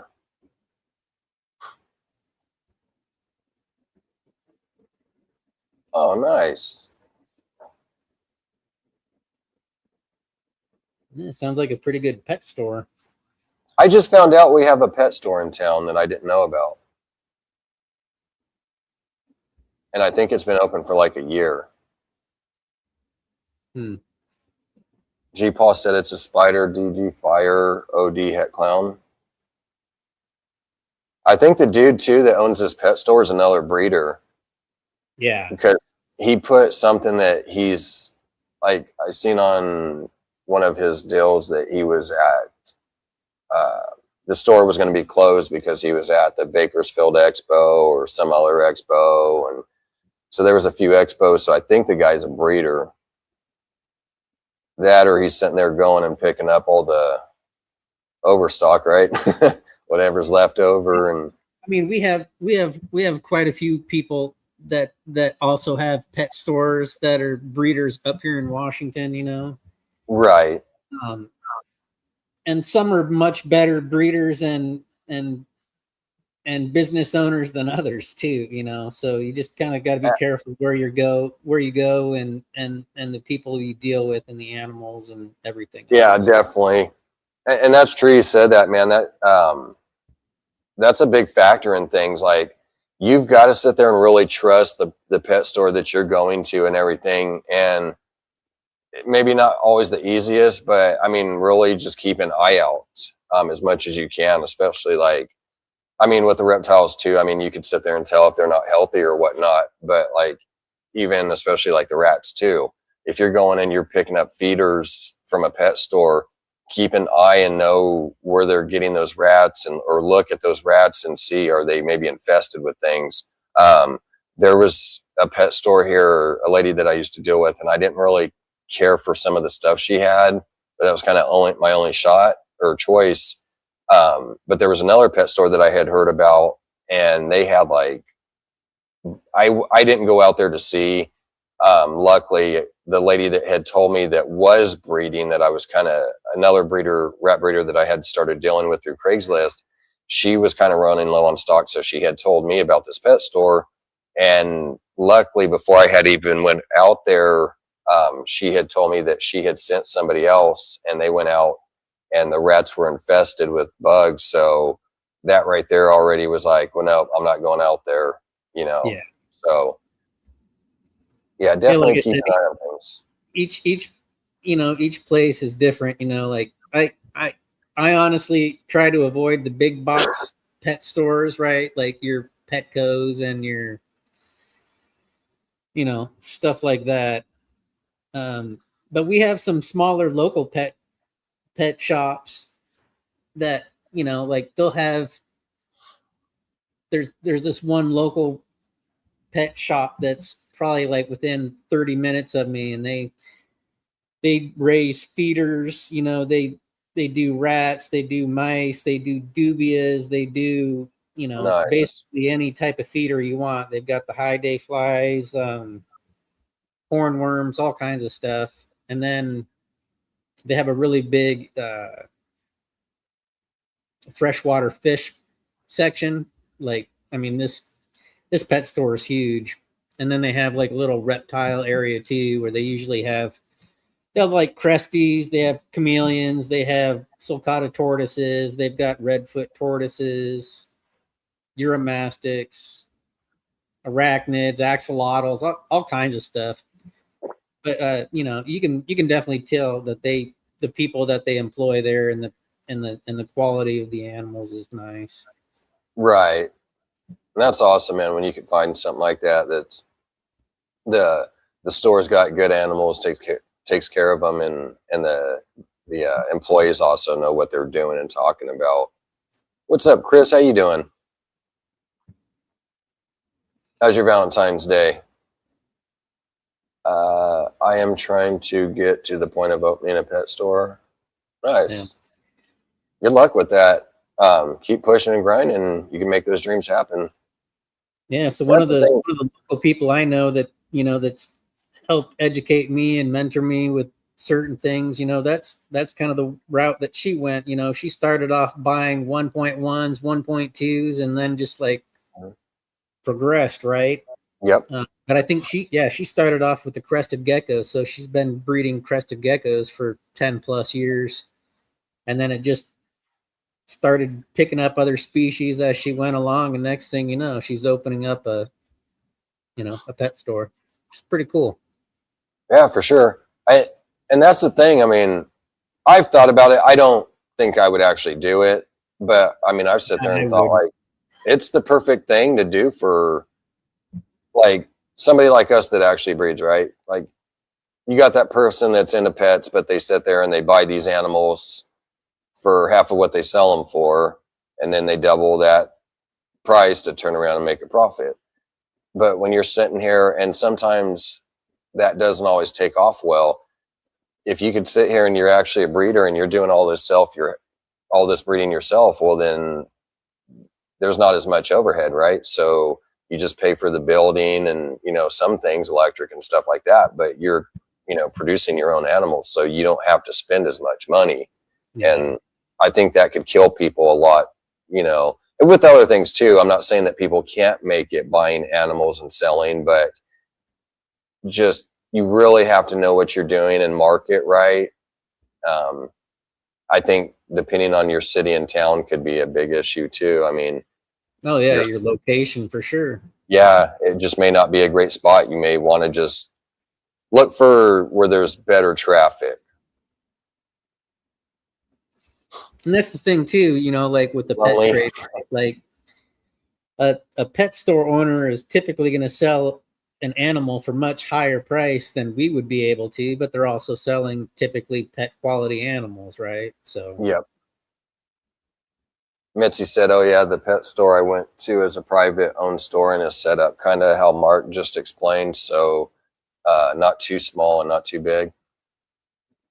That's the thing too. I think I wouldn't want a small pet store. I've seen one actually that was very tiny, and and that was actually one of the girls that I had gotten the reptiles from, or the rats from, when she had her pet store. She had one that was a big size, but she got sick of it over there, and it was a busy street. It was on Mooney, which there's traffic. It's your busiest street.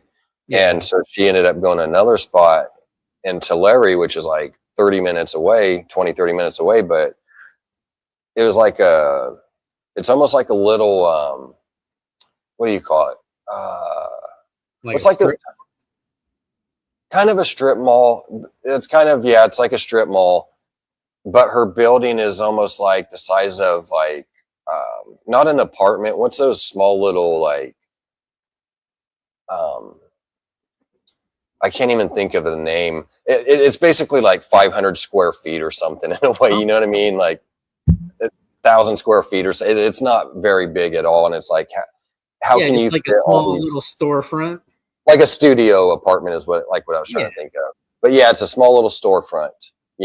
It's basically, like you said, it's a little strip mall. It's got like 5 buildings, 5 little places. And then actually when you go in, and that's the thing, when you go into her actual office or her store, there's a door and a hallway. So there's like more buildings inside there too. It's kind of weird, but they're small little, yeah, exactly. Like a studio apartment.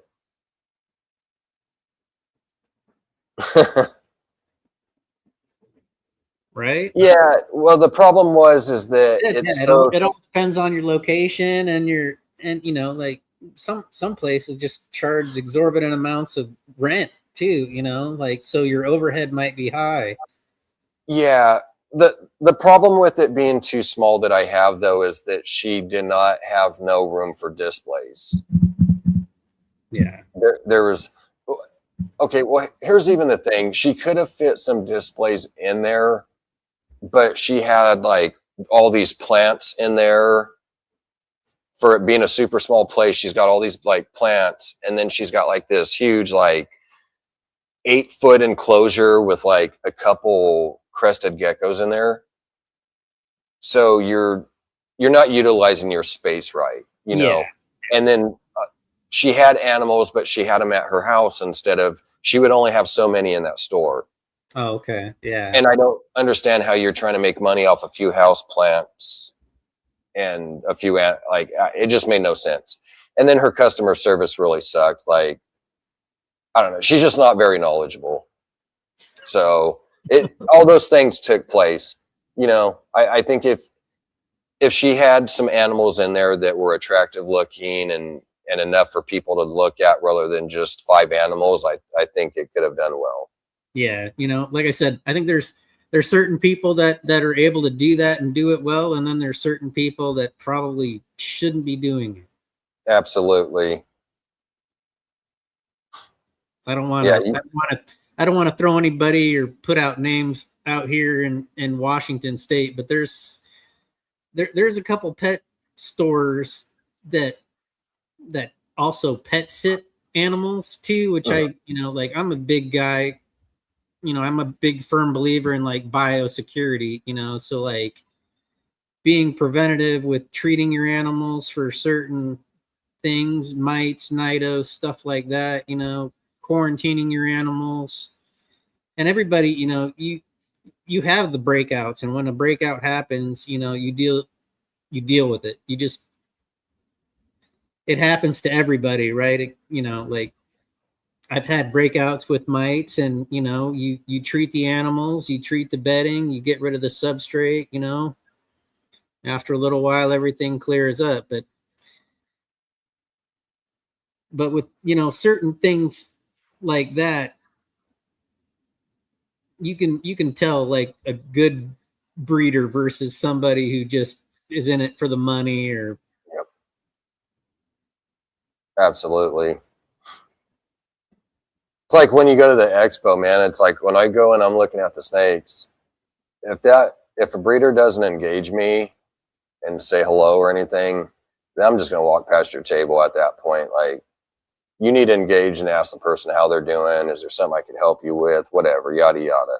And you don't have to go as much detail like I would, like, hey, how's it going, man? Anything I could help you out with? Or, you don't just, hey, anything I could help you out with? Just a couple simple words, right? Just engaging that customer and not looking like you're pissed off or something, not sitting there with your arms folded, crossed, and looking all pissed off or staring at your phone rather than, like the exactly people that are standing in front of your booth. Yeah, like you got other stuff you could be doing, right? When, like you said, you got 20 people standing right there that you could be helping and everything, man. That's just rude. I don't like that.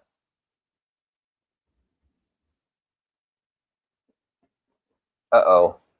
What happened? We're going to hear a story. It's story time. Let's take you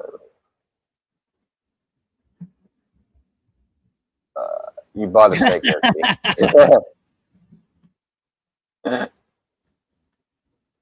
What's up, Randall? How you doing? Lindworm.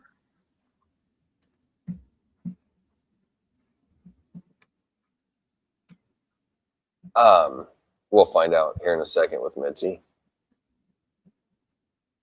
My Inchi triple het hypo exanthic desert ghost females waiting on prelay shed. Nice. So hopefully you'll be popping out a clutch here pretty soon. Everybody thinks she bought something. Yeah. Well, let's see. Find out if she did or not. Did you pull the payment plan or anything, Mitzi? I wonder if some of those, I know some pet stores do. I'm just curious how many do payment plans though. Shit, Petco and PetSmart ought to, as much as they charge people. For breeders, or are you talking about like just pet stores? I would think that most pet stores wouldn't take payments unless it's like, you know, like maybe a local breeder that you had a good relationship with, you know, or something like that. Yeah, I was talking about like a pet store. Usually most breeders will sit there and give you a payment plan. I've heard of a couple pet stores. Typically they don't, but there's a few that kind of have. In fact, the one that I used to go to, they had a payment plan deal. Ooh, a baby jaguar carpet python, nice.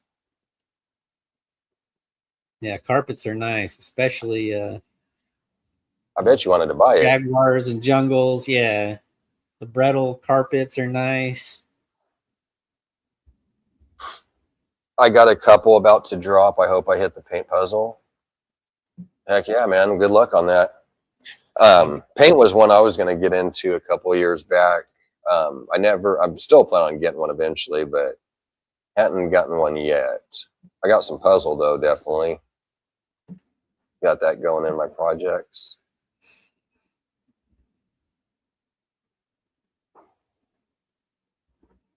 What happened, Mitzi? This suspense is killing me.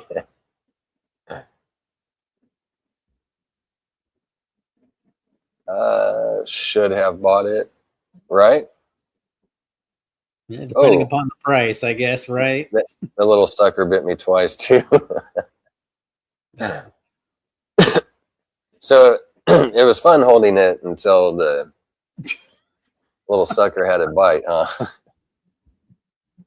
Was it a baby or?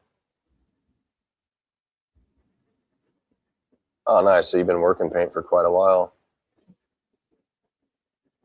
Be interesting to see what you got in some of those combos. Yeah, I'll have to go out there and subscribe to all these new people's YouTube channels, Mystic Mountains and Dennis West, and yep, it's great to have you guys come in and check it out. It's cool. Definitely is, man. Appreciate you guys. Like you said, we're gonna have to follow each other, and you guys sit there. I got everybody's Smurfs, so you guys are able to go check out, subscribe to each other, and then also, I'm sure a lot of you guys could put in here if you got IG. If you want to put your link in the chat, go for it. That way people could follow you over on your IG too.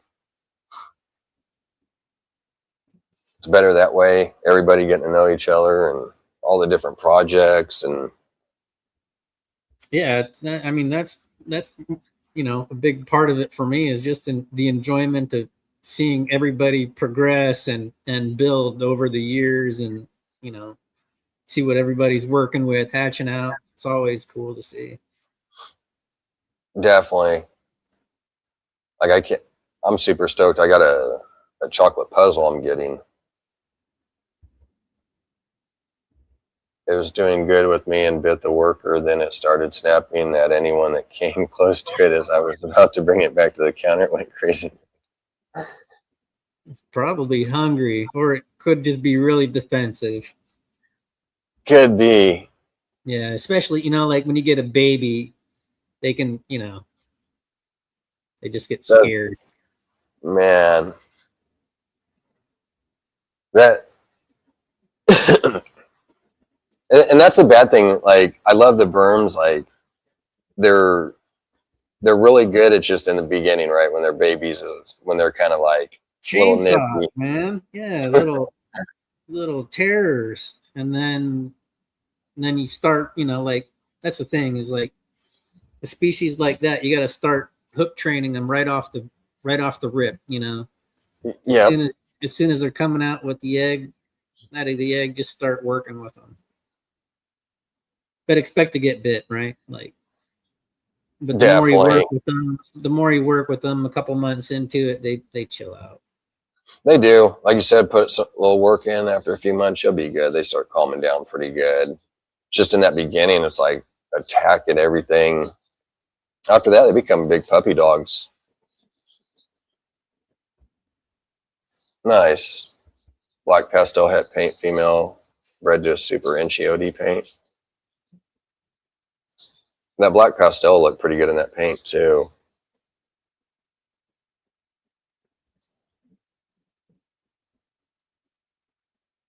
It was the prettiest one. I almost went home with it until that happened, right? Yeah. What was the price on that, Mitzi? If you don't mind me asking. What's that Jaguar carpet going for in your neck of the woods?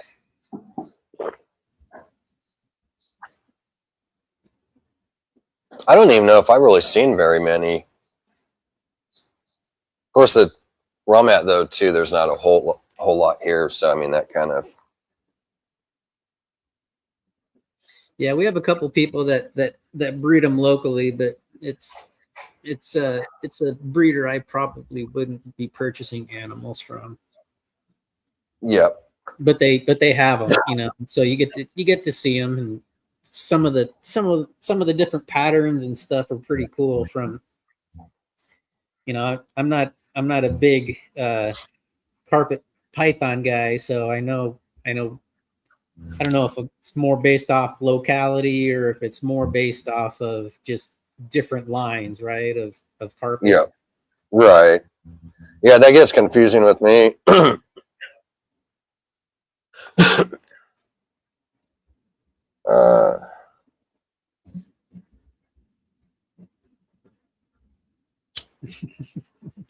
In case he's trying to talk Mitzi into buying it. Yep.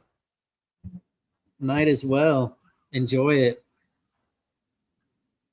I've got a couple snakes back there that I don't have plans on breeding as of yet, but they're fun to work with.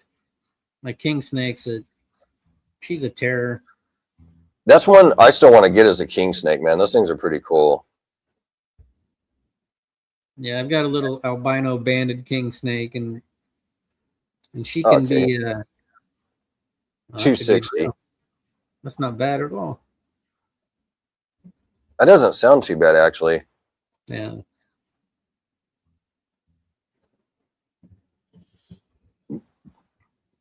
Thank you. I appreciate it.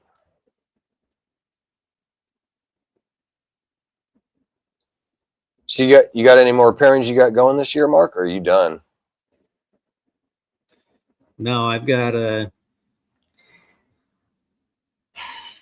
I'm definitely gonna pair up all the peach stuff this season. So currently I've got I don't have plans for the fire het peach het clown girl that I've got, because I'm looking to pick up another male for her. And then I've got a really mature peach single gene female that I've got, and I'm gonna put my one of my double visual males to her and start working on some double hets for the clown pied project. And then I'm growing up a male from my most recent clutch, and I'm going to pair him back to the dam. So she's a leopard peach het clown, and he's a het clown too, but he's a real powerful male. So he's spot nose, yellow belly, peach, and Mojave as well. So still have the chance of hitting those Batman combos potentially, but that's going to be a het-to-het pairing. So, but I'm mainly doing that pairing to try and hit the super peach. So hopefully nice. I can do that. That'd be good. And then, and then I picked up that Cinder Hypo from Lindworm. So Randall and Double L, and then I'll probably put that to one of the the clown peach animals that I produced this season once she gets up to size. Nice. So hopefully, be producing more double hets and go hypo clowns, and then start hitting some double visuals in the next 3 to 5 years. Hell yeah, man. I was laughing because Brave said I'm back from 7-Eleven. It's like he had to run and get that smoothie.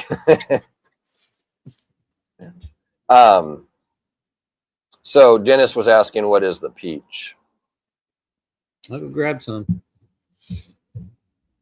I'll show some stuff off. His name's Mark Dennis from the Rat Bastard Royals. Let me see, because I haven't been seeing this shit. Oh, there it is. It's up. Just not his name. I didn't remember seeing any of our names pop up at first, so I thought maybe the StreamYard was messing up or something. So this is a single gene peach female from Billy Rice.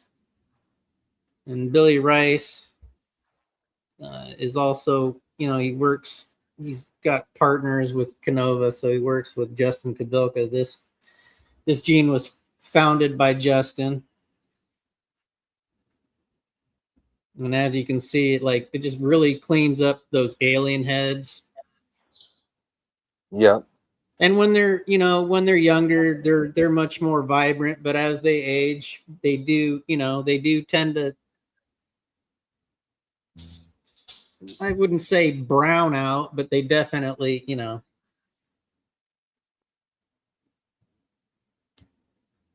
nice, interesting belly pattern. So this female, she's a mature, big mature female,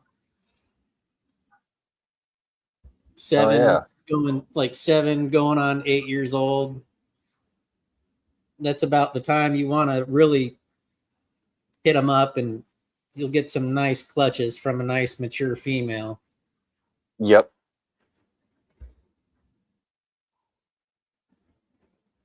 Carissa, what's up? How are you doing? Happy Valentine's Day, everyone.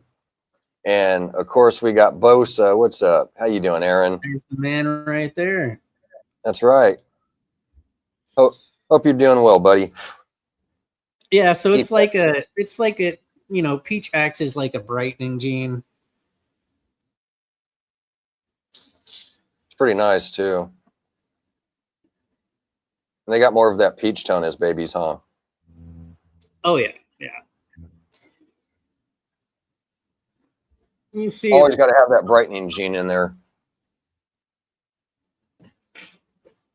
I'll show you another one here.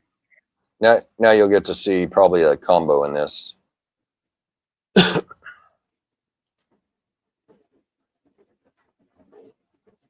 You don't want to stay in the tub.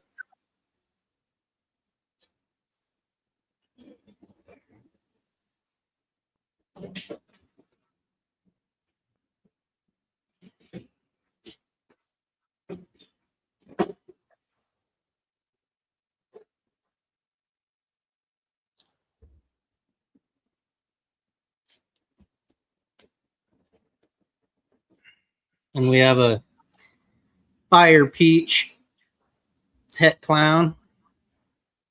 Nice. Got some crazy flaming on her. I like that flaming. So one thing I've noticed with a lot of the peach animals is this head stamp. She's been kind of uncooperative. Yeah, she didn't want to work well earlier. Yeah, it kind of appears as like a little shield almost. She was pretty hissy. She was pretty hissy with me earlier on. Yep. She was huffing and puffing.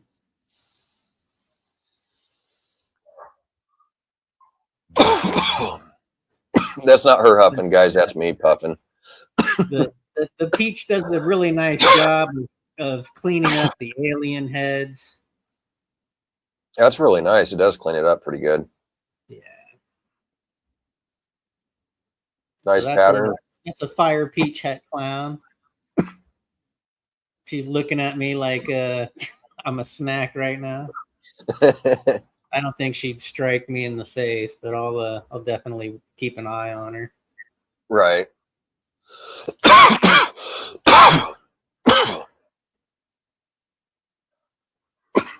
Yeah, beautiful Definitely snake.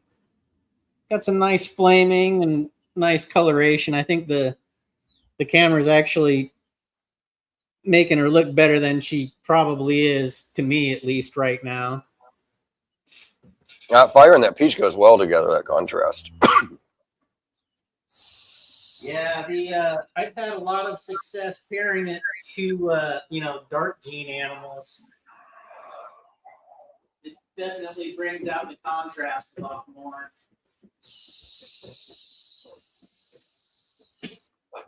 Oh yeah, that's what I'm doing. I'm doing I'm doing darkening genes, but I'm lightening up too. Kind of getting the best of both worlds. Yeah.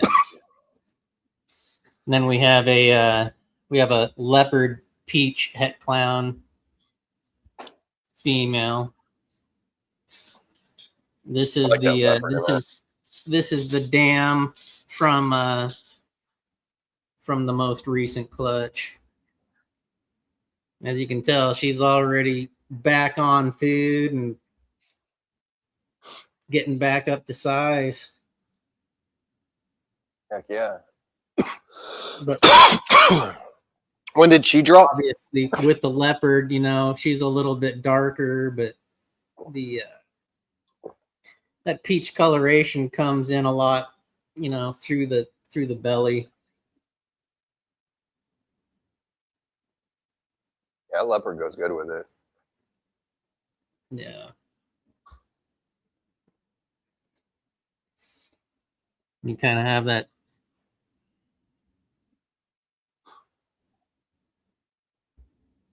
Nah, it's not picking it up very well. Those cameras never do justice. You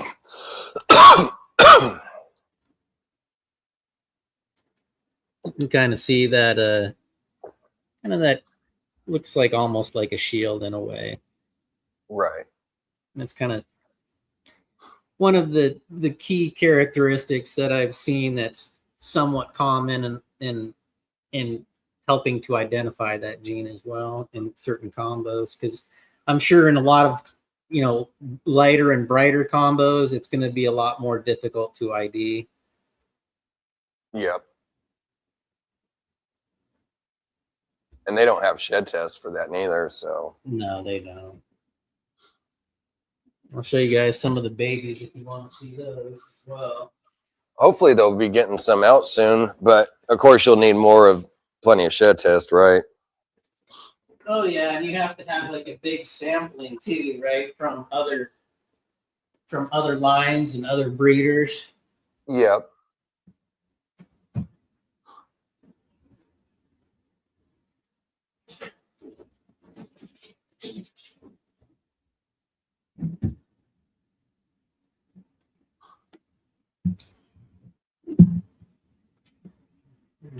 Show you guys some of these this newer clutch. So I'll show you the male first. Why not? I'll show you the sire of the clutch.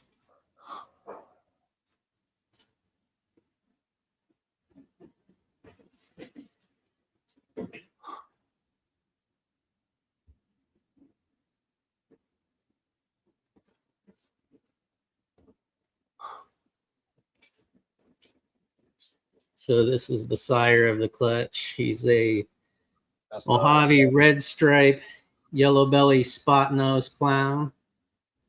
I picked this guy up from Fred and AJ with FNA balls. That's nice. I like that Nice, contrast. nice, too. real nice, powerful clown male. Yep. So he's also part of the Pompeii project that I've got going on. Nice. That'll go pretty good with it. Nice and clean.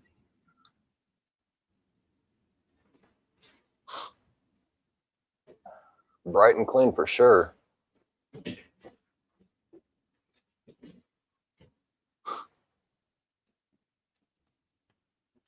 And that was a male, wasn't it? Yeah, that's the male. That's gonna go good, man. Working that Pompeii project and everything. Yeah, I've got a banana black pastel clown female that's growing up right now. So always looking to add more clown stuff and advance that project too. But right now, you know, the female's just growing up. So I always try to purchase animals, you know, males or females that you can use for several seasons. You know, like you just have an animal that you can only use for one season. In my opinion, it's kind of, you know, a waste of space and a waste of time and money. Yeah, I would say sometimes it pays to play, right? Or yeah, because I kind of had a similar situation the other day. So I was kind of looking through my collection, thinking of projects, and I was like, I seen this one I was looking at that I had already seen confirmed walk on. I was like, man, I'm going to be selling her after this. Yeah. And then I was like, wait, no, you're not. I've actually got a couple other things that I can run through her. So I was like, okay, sweet. So everything I do have, like you said, I'm going to be able to hit at least 2 or 3 years. I mean, you could even possibly go more, but you know, just with 2-3 years, I mean. Yeah, I was going to say for me, you know, like I try to keep, I try to keep the collection size reasonable, you know? Yeah. So for me, I mean, I work a lot. Ideally, I'd like to keep it under, you know, 70 animals. Right now, it's a little bit more than that. But right. It is. Yeah, and that's the thing. It's like considering you try to keep your collection as small as possible, you know, and having all the stuff that you want, but considering into the babies, like, okay, well, I'm going to be having babies, and then how many of those am I going to keep producing? Exactly. Yeah. I mean, because you got to think too, I mean, not everything works out as planned, but if you have how many do work out in your favor, right? How many clutches are going to turn out with some bangers? And it's like, damn, I'm working something that people aren't working or very little, and I'm not trying to let that out. So you might end up with more than you kind of bargain for. Potentially, right? Yeah. Yeah. So this is this is like the worst animal from the clutch, and it's still a nice looking animal. So this is just definitely. This is just a leopard het clown.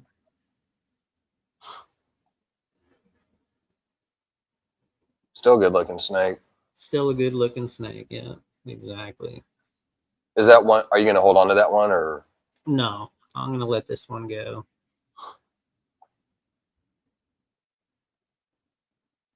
It's a great looking leopard too, you know. Oh, for sure.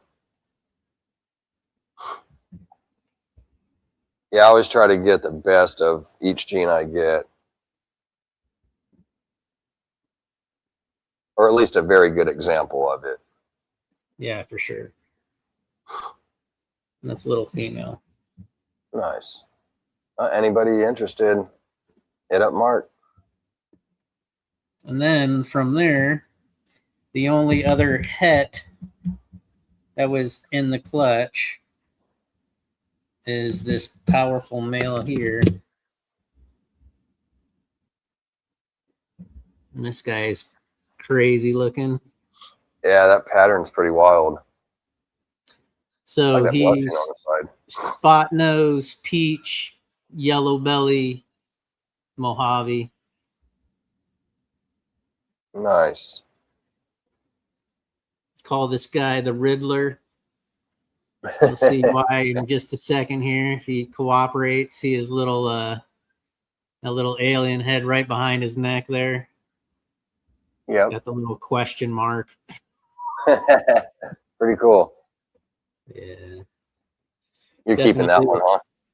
Oh yeah, yeah. So this is the one that's going to be getting paired back to mom. Oh, sweet. Trying to hit those supers. Yep. That's going to be amazing, man. Take him and add that super into it. So I mean, the odds of me hitting the clown aren't that great, right? Because it's going to be a head-to-head pairing, but I already have some clowns that I'm working, so Yeah. you guys see those here shortly. I mean, this is just just a really clean looking animal, like love the pattern and just like how crazy it is, Right. Well, it's still a good chance you might end up hitting that with the clown, but like you said, even if you don't. I mean, that's the thing, right? Is like I have another shot of hitting the Batman combos, which is what I originally planned on doing, but this time it's just going to be a head-to-head pairing. So right.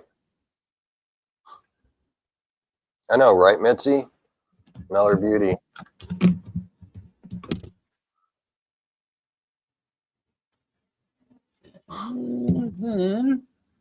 Okay. Then we have this clown here. So this is peach, yellow belly, and leopard. Nice.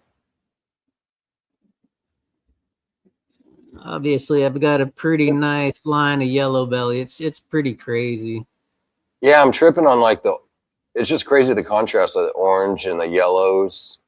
Yeah. That peach gene is putting in some work. It's a nice, for sure. It's a nice cleaning gene, right? That would be freaking amazing though, once you get that super peach in there, like. Oh yeah, I like, and then like I said, I like working it into dark genes. I like the interaction with the yellow belly is phenomenal too. Just a great looking. I think it'll work great with light and dark genes, like whatever way you want to go. All right, and then from there,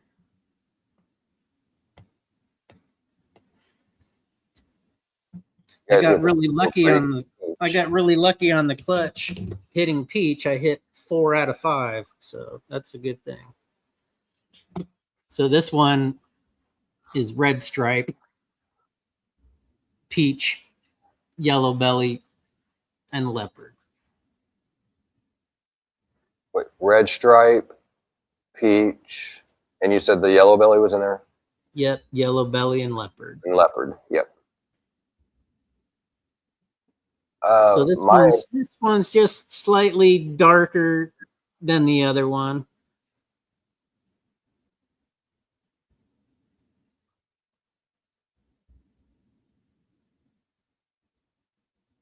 Yeah, that's nice. That's pretty dark too. That black is rich.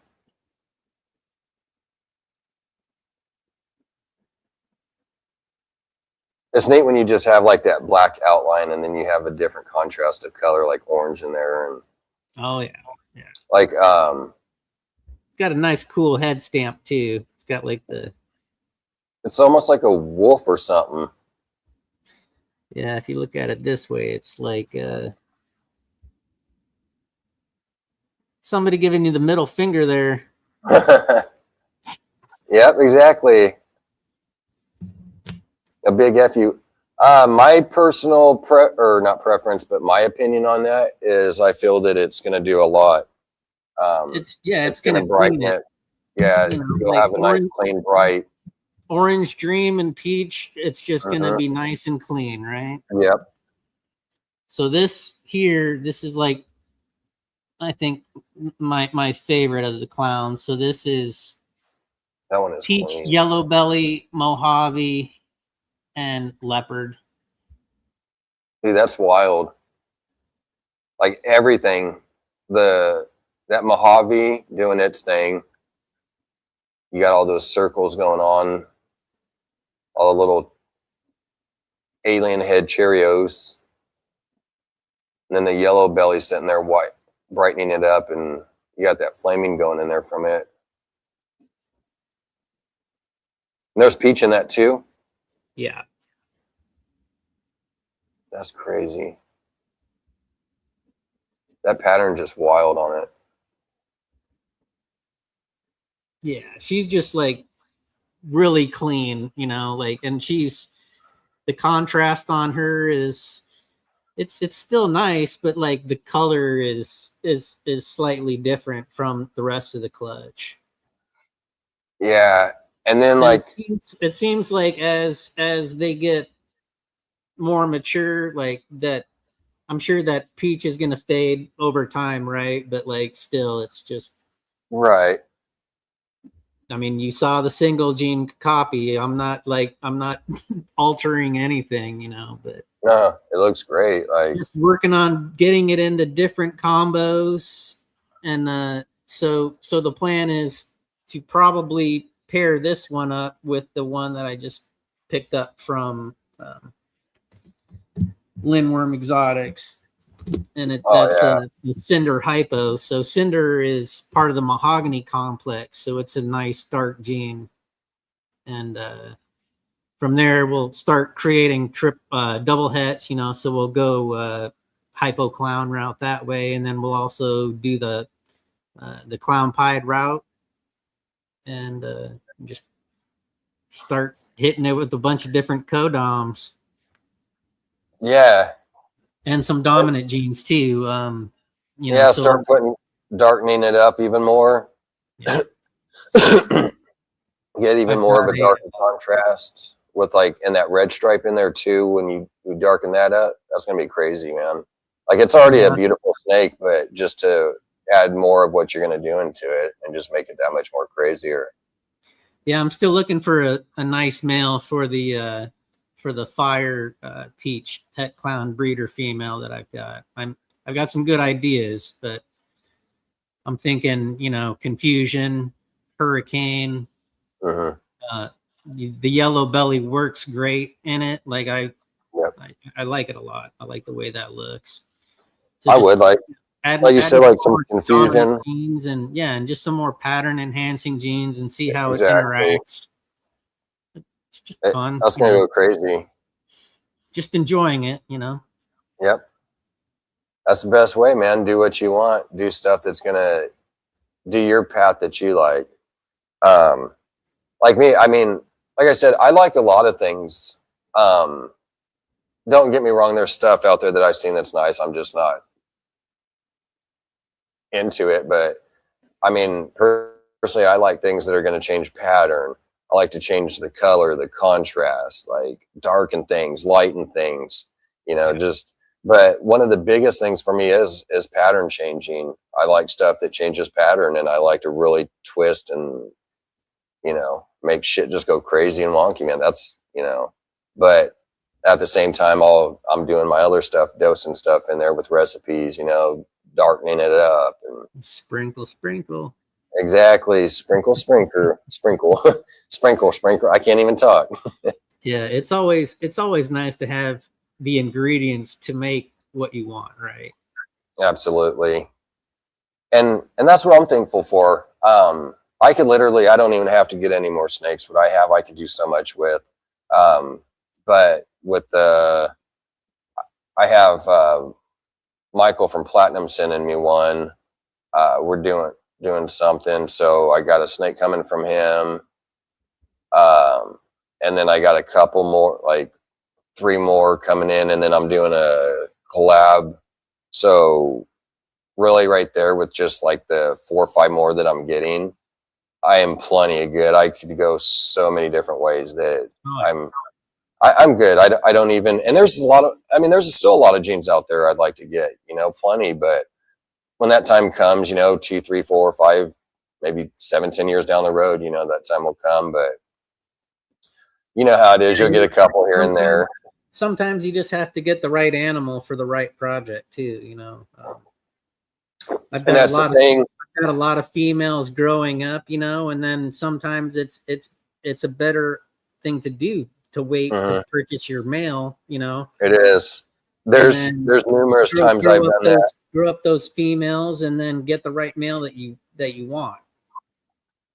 Yep. I've done that numerous times. Like right now is actually one of those times. I was gonna jump on a snake, and I'm glad I didn't, because like you said, there's something else that pops up that's got those other genes in there that it's like, well, shit, I actually like those genes better, or maybe that one didn't have as many genes, you know, it only had one or two. You might be able to get a better deal, you know. I mean, a better deal. And that was actually, it's funny you said that, because that's one of the things I kind of dealt with. There was one I was looking at that was like 750. I've looked at it quite a few. They're like 800 and like 500, and then I ended up finding one where it actually worked and very well, and it was only 250. And so it was like, well, there you go. You got exactly what you needed, and you know, put it on hold. So now you're good. Like, yeah. And I'm glad I wait, because that's $500 right there. You know, I mean, 500 extra bucks. Yeah, like I said, I try to, you know, like if I can, I try to purchase animals that are going to be around for a couple seasons. Just make the most of it, you know, and then from there, you know, if they move on to somebody else, or you help somebody else out with an animal that they need, so be it. You know, like I said, I try to keep my collection small. I'm not in it for the money. I'm in it to produce animals that I enjoy, you know, or I want to see. And that's the way it should be. You should be producing for what you want to do. You know, I feel like when you put in the time, you put in the energy, you put in the effort, eventually it's going to pay off anyway, you know, like, but like I said, I'm not in it to try and get rich, because that's not what's happening, you know, like I'm in it for the passion. I just enjoy it. I enjoy keeping the animals, you know, even the ones I have as pets. Yeah, absolutely, man. I agree. I'm the same way. I'm just trying to do what I like and everything. Where my mind takes me and does that art form of, okay, well, I think this would look cool with that, and that's what I want to see in my snakes, is the way I'm going to go. Yeah. Yes, that is what I like, getting the good breeders from friends and then pass on to someone else. Yeah. And that's the thing, when you can, right? It's so hard to sit there and find snakes a lot of times that you want. Maybe somebody that's new into the hobby might just kind of, oh yeah, this or that. But when you know what you want, and especially when you've got quite a bit in your collection, that's what makes it really tough too, is trying to narrow down, because it's like, okay, I've got pretty much everything I need. There's a few more. So what, with that gene that I'm looking at, what's in there that I could actually use, you know, not getting stuff that you already have. Like, okay, well, I'm getting this gene with yellow belly and orange dream, but you already got plenty of yellow belly and orange dream, you know, or even that's fine. Maybe if it works in your collection still with the yellow belly and orange dream, if you do have some stuff, okay, well, I can use that. But like I said, it just, you know, you got to look at all aspects of it.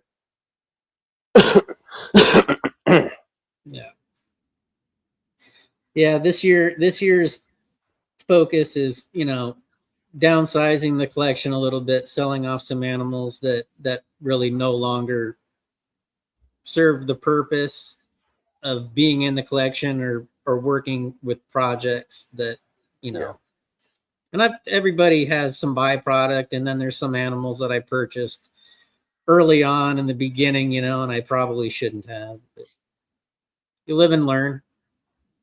Yeah, I think we all probably at least buy that one or two that were like, maybe I shouldn't have got that, or like, I'm pretty glad that for the most part, I did a pretty good job of everything that I wanted to get.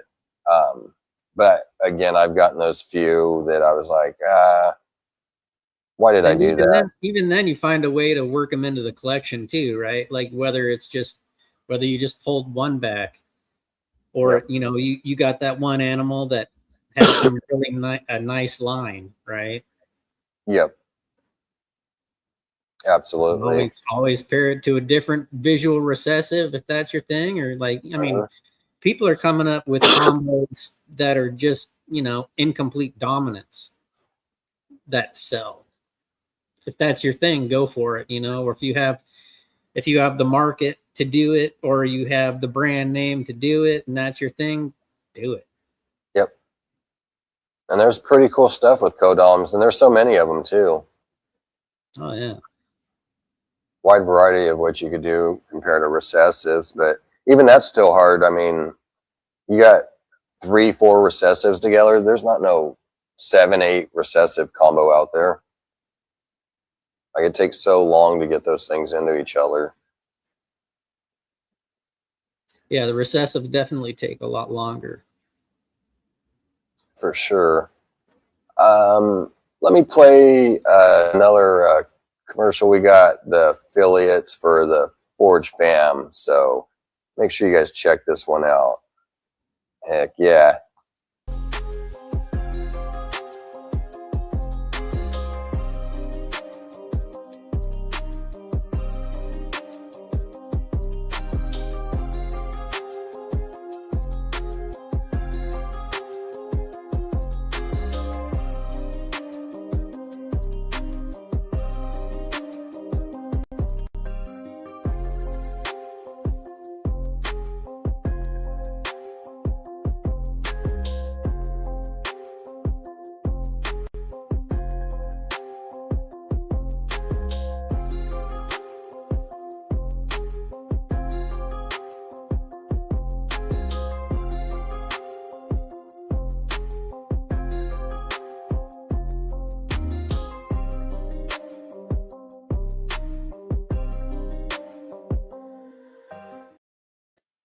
Shout out to the Morphs fam. You could use any of your Forge coins for any of those affiliates. They got some pretty cool stuff, merch, reptile, so all kinds of cool stuff. Even cutting boards. Vinny makes some pretty cool stuff too with those. So you get your logo done or whatever you want. I know Holly with the, you know, Texome Exotics. She does some logo work and graphic design work as well. You know, there's a lot of people on that affiliate list that, yeah, go check them out, man. They've got a lot of cool stuff. Yeah, like that. And it's hard because there's so many, and like you saying that with Holly, she does all the graphic designing and different things and put stuff on the CDs and different stuff. So like intros and things. So there's a lot. There's so many. There's 30 something affiliates out there where numerous things. So you could literally go through the list of whoever has what, from reptiles to merch to things being made for your intros and what do you call it? Can't even think of the name right now. Logos and stuff. There's so much. It's pretty cool. I think we'll probably end it here. Me and Mark's been rocking for a good couple hours already. 2.5 hours going. Time flies when you're having fun. It does, man. It was actually, I mean, every show is awesome, but this was a damn good time. We were just sitting here chilling, just enjoying reptiles. In fact, Mark showed off everything. I didn't even show off anything. Now I'm gonna have to, next week, I got to show some stuff off, man. Logged it all up. I want to see that berm, actually, Vance. I want to see that berm. Yeah, I need to. I've been working. I haven't got to work with him as much as I'd like to, unfortunately. I need to get him. I would like to get him going and stuff. So I'm going to have to be doing that for sure. Let's see here. Oh, right here. I have a Morphs shirt on right now. Nice. There you go. Mark's got a cool skeleton outfit. Heck yeah. Like Skeletor. Gotta make good use of that Halloween costume from a couple of Hell years ago, yeah. you know? Damn right. It's just a Can't just make badass it shirt in one-time use. general, so I like it, you know? Hell yeah, I'm about to go throw on my ugly Christmas sweater right now just because. Why not? Why not? Enjoy it. Exactly. Yeah, I hope everyone has a good one. Yeah, I Support hope everybody has a USR. great Valentine's Day. Yeah. Exactly. Have a great Valentine's Day. Enjoy your loved ones. Enjoy that food, movies, and whatever you're gonna, ever else. Enjoy each other. I don't know if you got anything to say, Mark. No, I just wanted to wish everybody a happy Valentine's Day. Go out there and spend time with your loved ones and be good to each other. That's right. Thanks for Enjoy having me it. on, Vance. It's always a pleasure. Hey, not a problem, Mark. Thanks for jumping on, man. I really appreciate it. It was a great time with you and everything, man. And I enjoy everybody else out there. You guys are all awesome. Enjoy your weekend. We'll catch you next week. Until next time, stay safe and be kind.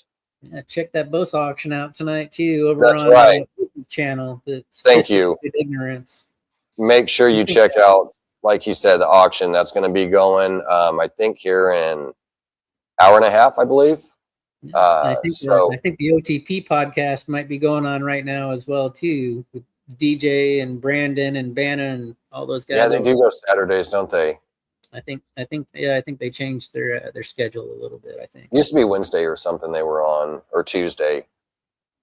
But if they're still going, go check those guys out too. Exactly.